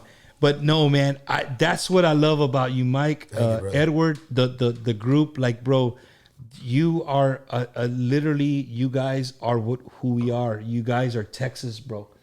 Neta, like you're Texas, and you know what? Without going deep into that, you know, I know there's a lot of people out there that. You know, the whole Tejano Norteño kind of thing. We make music, brother. You make music, right? And I understand that completely, right? I mean, why would you want to narrow yourself? Why would you want to label yourself to just one genre? But I just love the fact that you guys are born and raised in Texas, right? But you've traveled. You traveled all over the world. Right. And without rushing things, because we're coming. We're coming. They invited us to Russia too. No. What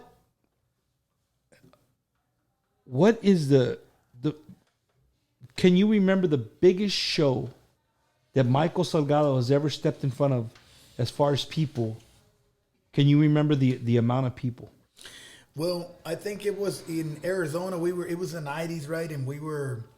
I mean, it was Cruz de Madera was like on fire right at that time, and we did a show in I think it was Tucson, and I think there was about 20,000 people there at the time, right when we did an outdoor festival, and so I guess for a newcomer, right? I mean, you're talking this guy's from. Well, in Dallas, you did 90,000 at the Texas Festival. Oh yeah. What is it? The Texas Festival, 95,000 people. So yeah, I mean, there's been a few, but I mean, I'm talking in the 90s. We've had a few, yeah. The 90s, it's like, you know, the you're talking about where'd this guy come from, and now you're doing 20,000 people. So it was, you know, it's definitely been an experience. But like he said, I even forgot about that show there in Dallas, Texas, right? It was at like Dallas Bowl or something. People. Yeah, it was a great turnout there as well. What was that for? The Dallas State Fair. Dallas State Fair, yeah. Mike, how the hell did they put 90,000 people in front of a stage? Well, it just that's all you see is heads. That's the it's like outdoor. So with that being said, you know, that was pre-COVID. I'm gonna go fast here. With that being said, like, let's go back. I mean, you're already Michael Salgado. You're already here at the 90,000. Let's go back to the Tucson show, right? Right. The young Michael Salgado. Cruz de Madera's out. Right. It's kicking ass, right? People love it. How did you, when somebody comes and says, hey, Mike, there's 50,000 people out there waiting for you. I think about it. I'm like, yo, somebody come and said, hey, bump, there's 50,000 people waiting you to watch Wacky Wednesday, right? but I'm thinking in that sense.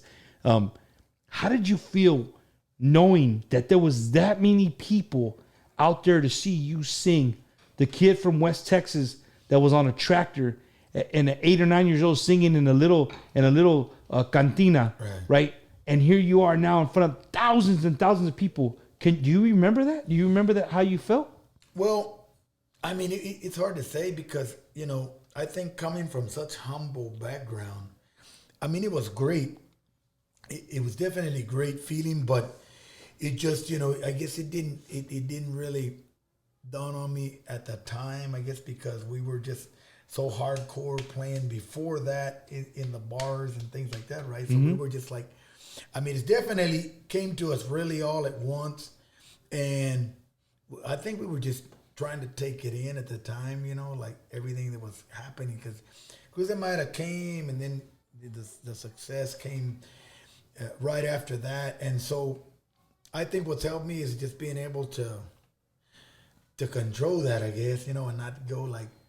But does what I'm saying is like, is your heart beating through your chest? Oh yeah, I mean, it's definitely you're getting that rush. Like, some people say they're more nervous when they're paying for 50 to 100 people than they are paying for thousands of people. Yeah, and I can see that because, you know, you got 50 people where they're all looking at you. You know, it's all personal. Yeah. So yeah, I mean, I can understand that. But yeah, when you got that many people, I mean, you're just, I think it's just a rush, man, that like nothing else. And you're just kind of like, feed off of that. Yeah. You're just in the moment, and it's a great feeling. But that's why you do what you do, bro. Yeah. That's why y'all do what y'all do. Y'all go in front of these people, and again, as we feed off of y'all, right? You're giving us, younger generation. You're giving us like, man, I grew up with this. This is home. This is, right. All this. But for you guys, you feed off of. I mean, I could just imagine somebody. The strength of 1,000 oceans and you're drowning. Still, I'm already asleep, Edward. No, but I'm just saying. What I'm saying is like the feeling it would be to stand in front of thousands of people singing a song that nobody else has ever sang, and it's Michael Salgado's, and everybody's singing every single word. I mean, how does, dude? I don't ever hear radio stations. I don't hear, and shout out to my friends in the radio business, but I don't ever hear radio stations ask you this question: how does it feel? How does it feel to go on stage and to start the accordion and to hear Cruz de Madera come on, and the people, men, women, children, everybody just it's just, as soon as you hear it, it's just like, man, that's us, that's our soul. How does it? I want you to let the viewers know how it feels to be Michael Salgado, Edward Garza on the stage with thousands of people pumped up. Well, I mean, it's unexplainable. I think that the feeling that you get with people singing the song and the roars, and I mean, it's been a lot of years of that, and very grateful. Thank God that all the fans have been there to support us with that. But it's just, I don't know, it's an unexplainable feeling. It's just that you can touch a person's heart, with a song like that. And I've gotten so many messages of everything having to relate to that song, and I want to die with that. I want them to bury me with that song, and so it's just crazy story. My dad had me in the Oldsmobile, the one I told you about that he didn't roll down the windows. Yeah, we had an Oldsmobile. He still don't. Nobody rolled down the windows if he got 10. Roll down the windows. We didn't even have AC, but we couldn't roll down the windows because we don't want people to know we don't have AC. It'd be 102 degrees, but you're leaving the tent, not a scratch on it. Damn. So he goes, hijo, cuando yo me muera, que me toque este rol en mi funeral. Así voy a hacer. And like, who's this say? Like, when I was a little kid, so when the song came out, he heard it. And he was like, I want this song, we're gonna play it. I don't care what happens, when I die, I want this song played at my funeral. And I'm leaving you in charge of doing that. And it just so happens, I'm playing with the son of God. Yeah, no. It's funny that you say that word, because I can tell you that the viewers that are gonna watch, that are watching this now, and the people that are gonna watch later, and they're gonna watch on YouTube. Not right now, but later. Yeah, later. Like, that's how that's a song that everybody can relate to, and it's just something that's it's nostalgic, bro. And I really wanted to, I couldn't wait to ask you. That's one question I had in my head. I was like, I'm gonna wait to ask him. The crazy thing is, on top of what you just said, imagine that song when your idol itself, your idol that you emulate, records your song. We just barely experienced that the other day. We were talking about, that's crazy. We were jamming out we were on the road, and we said, hey, Eliseo Robles recorded Cruz de Madera. Right. And he's somebody, Eliseo used to sing many years with Ramon Ayala, right? So he recorded that song after you, because right. you're the originator of the right. And so many people have so much misconception of whose song it is, right? But the original is yours truly, right? But, you heard it right here on Wacky Wednesday. Yeah. Cruz de Madera, the originator of Cruz de Madera, is sitting to my left, right here. Well, let me take it back. Let's go. Go back. Okay, I'm the original that played in the accordion. Okay, the accordion. Let's be clear, because Rubén Ramos did it first. So I'm man enough to say that, right? Rubén Ramos did it first. Otro estilo. Right. Al estilo de él, ¿no? Que le salió muy bien. I remember, you know why? Because I remember hearing that when we played at a bar in Lubbock. We were going home, and I was hearing it on, it was either Magic or Power 106, what it was at the time, the radio station, right? And so I heard it on there, and I heard Cruz de Madera, and the only one that brought it to my attention was un primo mío who's written several songs for me now, Jose Salgado, right?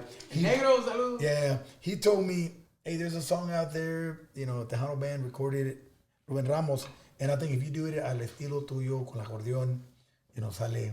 And I remember we started practicing the song in the van, going to play in a bar in Midland. We're like, una cruz de madera en la más corriente. So, and it's crazy because we would start to play the song in the bar, and we'd play there every 2 or 3 weeks, right? Every 2 weeks we were there. So when we would come back, people started like, hey, Cruz de Madera, Cruz de Madera. Throwing up the cross. Yeah. Man, throwing up the cross. And the thing is, without knowing, we had a hit there. Sitting on a gold Yeah, we mine. were sitting on a hit, and we didn't even know it, right? It was just like, so, and then we recorded, and then, the rest is history. But yeah, it's crazy how, as far as with accordion, I was the first one to put it out because a lot of people would say, que Don Ramon was the first one who did it, but he has one that's called Cruz de Madera, I think, even Huracanes, but it's not the... But it's not the same. Yeah, it's not the same song. But that, I just want to kind of clear that up because a lot of people are still saying, well, I mean, he wasn't and really, I mean, I guess it was Ruben first, and then I did it, al estilo mío. Mike, but let's put all the bullshit to the side, bro, and be real. This is Bumper's Wacky Wednesday, bro. Just cut the bullshit. Yeah, cut the bullshit. There goes right? that bullshit. There's only one person that has made this song the like what it is. What it is, and there is no mistake in that. There is no mistaking who made the song, right? And we're coming to the end of the show, and people all night they've been like, hey, play this song. Come on, bro. Like, hey, you been to a show before? They don't play the best song on the first, right? Unless it's the one you wanted to play, like that's on the radio, right? That's playing. But no. I think, Edward, you ruffled a lot of people's feathers. A lot of people had that, shout out to, before I forget and you play it, I'm going to ask you to play it. Shout out to people in my life that just loved your music, man. Shout out to my boy Gons from Phoenix, Arizona. He loved Michael Salgado, man. Rest in peace. He passed away not too long ago. I stay in touch with his sons. Consider them my brothers. Shout out to the Gonzalez family from Phoenix. Shout out to all my faithful viewers that watch week in and week out, no matter who's on. They're here watching Bumper's Wacky Wednesday on Wednesdays. And to my family in Florida, to all my friends in Florida, shout out to my boy Moyo. And Moyo's, you played with Moyo right. Many times out there in Central Florida.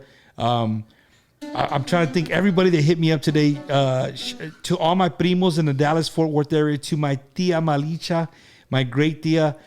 She loves you, and she's been hitting me up all night, brother. And she's like, you better make him play it, tia. Slow you wrong. I know. Hey, before we come to an end, I got to ask you a question. Dale, bro. You lived in California for quite a while. I did. The question everybody needs to know is, In-N-Out or Whataburger? Oh, shit, bro. I'm going to tell you like this. In-N-Out. Neta, bro. Say neta. I'm going to pick Whataburger, right? Yeah. But I'm going to say 24 hours. I'm going to say this though. When you compare In-N-Out to Whataburger, it's not the same hamburger. Es otro pedo. The In-N-Out burger is not a hamburger in a sense like a traditional hamburger like Whataburger is, right? The steak burger. So definitely Whataburger all day. You gotta give respect to Whataburger all day. Whataburger. I know In-N-Out's making their way into to the West. They're coming out more east out here in Texas, and they're being more accepting. All the people moving from Cali, like, oh, we got a little bit of California. Hey, but we all know who the king is. The Flying W is the king around here for sure. Right. One more shout out. I want to give a shout out to my compa Abel and his wife Hopi out there in Ruskin, Florida. They have a big following over there. The Ruskin, Waimama area. Shout out to everybody watching. To my boy Pee Wee. And then again, one more shout out to my boy who took care of me this weekend, and I had a blast with them. To Lucky J, DJ Lucky J, make sure you vote for him. Shout out to his family. They treated me and my family like family, and we had a great time. So to dale, Mike, before. Yeah, man, I want to say a special hello and hope he's doing better. Un primo mío, Nestor Salgado, who's out of Tucson area. He was kind of not feeling too well. He's kind of still, he's still, in between there. So many prayers for my primo Nestor as well. También saludos a la familia Salgado por allá de Phoenix area as well. They're everywhere, bro. Yeah, and so who else we got missing here? My mom. I love you, mom. Eso por ahí, saludos a toda la, And dad. Yeah. toda la familia Salgado por ahí, all the fans, thank you guys as well. Saludos Para todas las para todos. Valentinas de California, también un saludo para ellas. Definitely, like, again, to everybody who loves Michael Salgado, who loves Nueva York, who hasta he is, California, like I'm glad that Washington State. you got to see a little personal side of him, other than hey, we're playing here on Friday. This is our new song, Right. and you know what I mean. Uno You kind of voices. get to know both of them, and Edward, he's Hey, we didn't even he- talk about the bus driving. The air- You know the what? bus- I was gonna bring it. I was gonna bring up a story about Honky Tonks Cantina. We recorded that music video. We had just got the brakes adjusted, and the mechanic didn't adjust them too well. so the brakes weren't working. So I put the brake because there was a door open to the bus. So I put the brakes while Michael's in the bus in the back. I get off to go close the door, and we're parked right next to a ravine. We're down by the river, where that freaking cantina or Honky Tonk. That bus starts taking off by itself, and I'm like halfway from the other bus. Like I'm like at the end of the bus, outside of the bus, and I'm like, oh shit, the bus didn't stop. So I had to like literally take off running, jump inside to hit the brake. So hit the emergency brake to I get it to thought, stop. I thought we were leaving or something. He's like, this guy ain't taking off. The bus like took off on. Hey, don't worry, Edward. The boss has insurance. Right? We're sure Should let it burn. we get another bus. So, again, ladies and gentlemen, you're listening to Bumpers Wacky Wednesday. This is my 1 year anniversary of being on the air. And here's to another year, bro. Definitely to another year. Yeah. To Michael Salgado, to Edward Garza for giving me their 2 hours of coming to hang out with me and celebrating this 1 year anniversary. Never in a million years did I ever think in my home I'd have the legend, El Zurdo de Oro, sitting next to me, right? And then to have my stepbrother, Hermanazo. all right, next to him and playing in his band, right? It's just it's crazy. It's really, this is for me. For me, what I'm doing is a dream come true. Whether I have 1 viewer or a million viewers, I love doing what I do. I love bringing this to the people who are at home and watching. So to anybody who has lost somebody in their life, sure, this is played all over Mexico, the United States, played all over the world. A lot of people, like Edward said, his dad, requested that, hey, this song will be played when I'm gone. And I'm sure a lot of people can relate to that. And Mike, I'm sure you've heard that a million times, right? Definitely. So that's why this song really, really hits heart. So without further ado, live from the Wacky Wednesday studios on the 1 year anniversary, the man, the myth, the legend himself, Michael Salgado, along with Edward Garza, his bass player, who's playing the bajo sexto, right? He's a jack of all trades and a master of none. So without further ado, Mr. Michael Salgado, Cruz de Madera.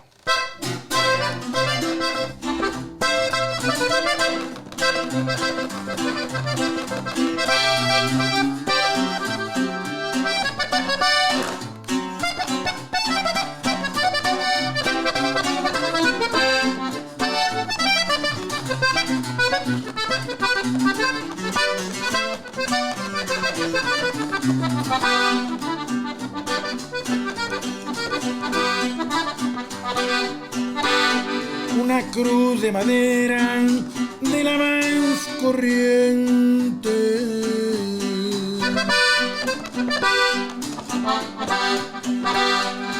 Eso es lo que pido cuando yo me muera.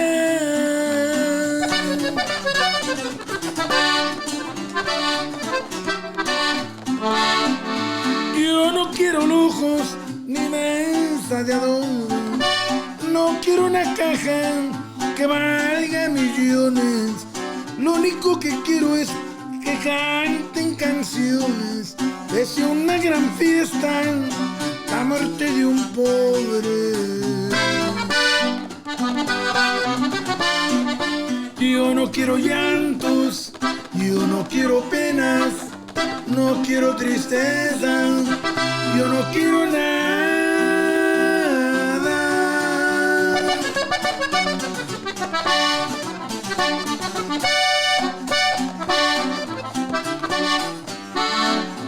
Lo único que quiero es allá en mi velorio una serenata por la madrugada.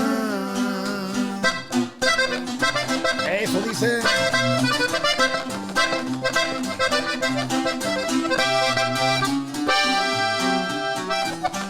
Cruz de madera.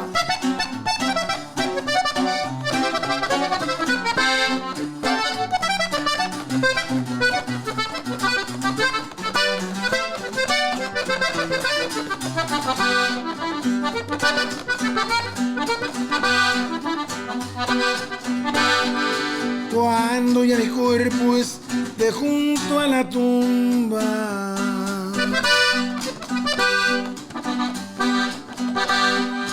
lo único que pido como despedida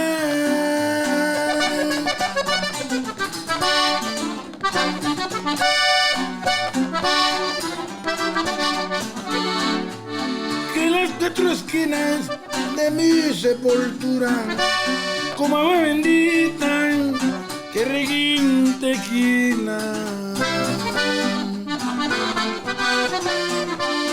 Yo no quiero llantos, yo no quiero penas, no quiero tristeza, yo no quiero nada.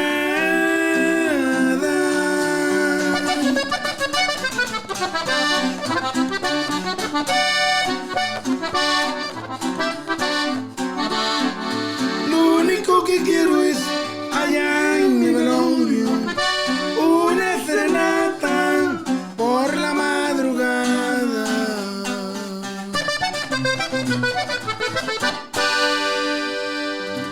Eso quedó por ahí, raza. Dang, boy, man, that was it right there. That was a song. That song, Mike, takes people back. Yeah. Way back, man. way back. Gracias, thank you. I want to thank everybody that tuned in tonight on my 1 year anniversary. I want to thank. There's so many people. I think if I forget, I'm sorry. I want to thank everybody that helped me along the way. Everybody that came and did my show when I had some stuff from the pawn shop and a small board. Mm-hmm. And I was just trying to figure out what was going on. And it's just the show has grown and grown and grown and grown. It's just going to get bigger, man. It's going to get bigger. I can't wait to see you guys on the road, bro. I can't wait. Even if we got to wear a mask, Mike. Right. But I'm going to tell you, bro. I'm going to warn you right now. Those of you that have been hiding for a year, if you go to a baile and you put on the mask and they say you can't dance unless you wear the mask, you ain't dancing that whole song. And I'm telling you from experience, where's the oxygen, man? Depending on what kind of mask you are. They made 95s are no joke. Yeah, right? Man. Oh, yeah. Man, you'll definitely pass out. But Edward, Michael, mil gracias, bro, for giving me a Wednesday. Like, bro, you guys are legends, man. And for you to be here in my home, to be in the studio, to give me, a few hours of your time means so much to me personally, bro. Well, personally. Thank you for having us. La verdad, gracias. It's actually probably one of the first podcasts we do, and so, thank you for having us. And I was a little bit not too sure about doing podcasts, but it's pretty cool. It's pretty relaxing. And so I hope everybody enjoyed it as well, and once again, happy first anniversary. Many more for you as well in the years to come. And hopefully we'll see you down the line again. So your phone's gonna be blowing up now. Oh, you did this guy's podcast, bro. That means you could do that. So just be ready for that. Edward, bro, please do not let this be the end of our connection and our conversations, I might need bro. some more inspiration for some more songs. Oh yeah, definitely, man. I just all I want is that if you ever record that song that you sang, you just like say, hey, this is from Mike. If you remember the song, if you ever sing it, right? You ever record it, just from my boy Bump, right? That's it. That's all you got to say. I don't care where you're at. Just say, hey, this song is bad, but this it could be for any soldier, any Marine, any airman, any sailor, whatever. Right. But it's really for my boy Bump, right? He's the inspiration for this song. Manny Ayala from Florida. I'm sure you know Manny. He's watching. A good friend. He's watching. If I didn't get to your comment, please believe me. I'm just excited that these guys are sitting next to me and they're in the studio and we're having a good time, and it's my 1 year anniversary. And I try to keep the show about 2 hours. So if you're just tuning in for the first time, my show is about 2 hours, 7:30 to 9:30 every Wednesday evening. Shout out to my wife for putting up with that. She's like, on Wednesdays, she knows she can't do shit. There's nothing you can do. It's Wacky Wednesday. Even my son wakes up and he's like, I'm like, son, what's today? It's Wacky Wednesday con el bumper. He's half asleep, right? So Does he ever wear a shirt though? Oh. No. That's Juanito. He's ripped. He never wears a shirt. So again, man, everybody that was watching, man, thank you so much for tuning in. Michael, again, Edward, thank you guys for giving me your time. Again, tune in, and for those that don't know, and you're still here watching, all I ask for you to do is to go on YouTube, look up Bumper Gomez. That's my channel. Like, subscribe, and share it. Like, subscribe, and share it. It would mean so much to me because I'm trying to take this show even bigger than Facebook and go on to a whole different thing, because now I gotta not edit it, but I gotta cut it, and I post it on YouTube so people can watch it anywhere they want. But at the end of the day, I really want to go live on both, be able to go live on both and spread Bumper's Wacky Wednesday, to even more people. So if you haven't, go to Bumper Gomez and go on my channel and like, subscribe, and share it. I would greatly appreciate it. Michael and Edward, again, mil gracias, bro. Thank you so much. It was like I told you, Mike, you didn't see no questions, no script. Yes, sir. It is what it is. So next week on Wacky's Wednesday, Bumper's Wacky Wednesday, I'll have another legend with the squeeze box, right? Mr. Jaime de Anda, formerly of Jaime Los Chamacos, now JDA. Jaime de Anda will be in the Wacky Wednesday studio. Shout out to my boy Jaime. He'll be here, and we're going to have a one-on-one conversation about everything. Yeah. So make sure you tune in. And again, thank you guys for tuning in. Happy 1 year anniversary of Bumper's Wacky Wednesday. This is not going to be the end of it. We got many more to come. So again, thank you guys. Y'all have a great rest of your week. We are. And if you see Michael Salgado on a poster, on a telephone pole, wherever you might be watching, make sure you go buy those tickets, show up, and have a good time, right? Because he is the legend. Join us. Right?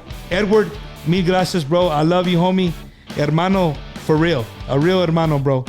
Y'all be good. Y'all have a great week. Thank y'all for tuning in. Bumper's Wacky Wednesday, 1 year anniversary.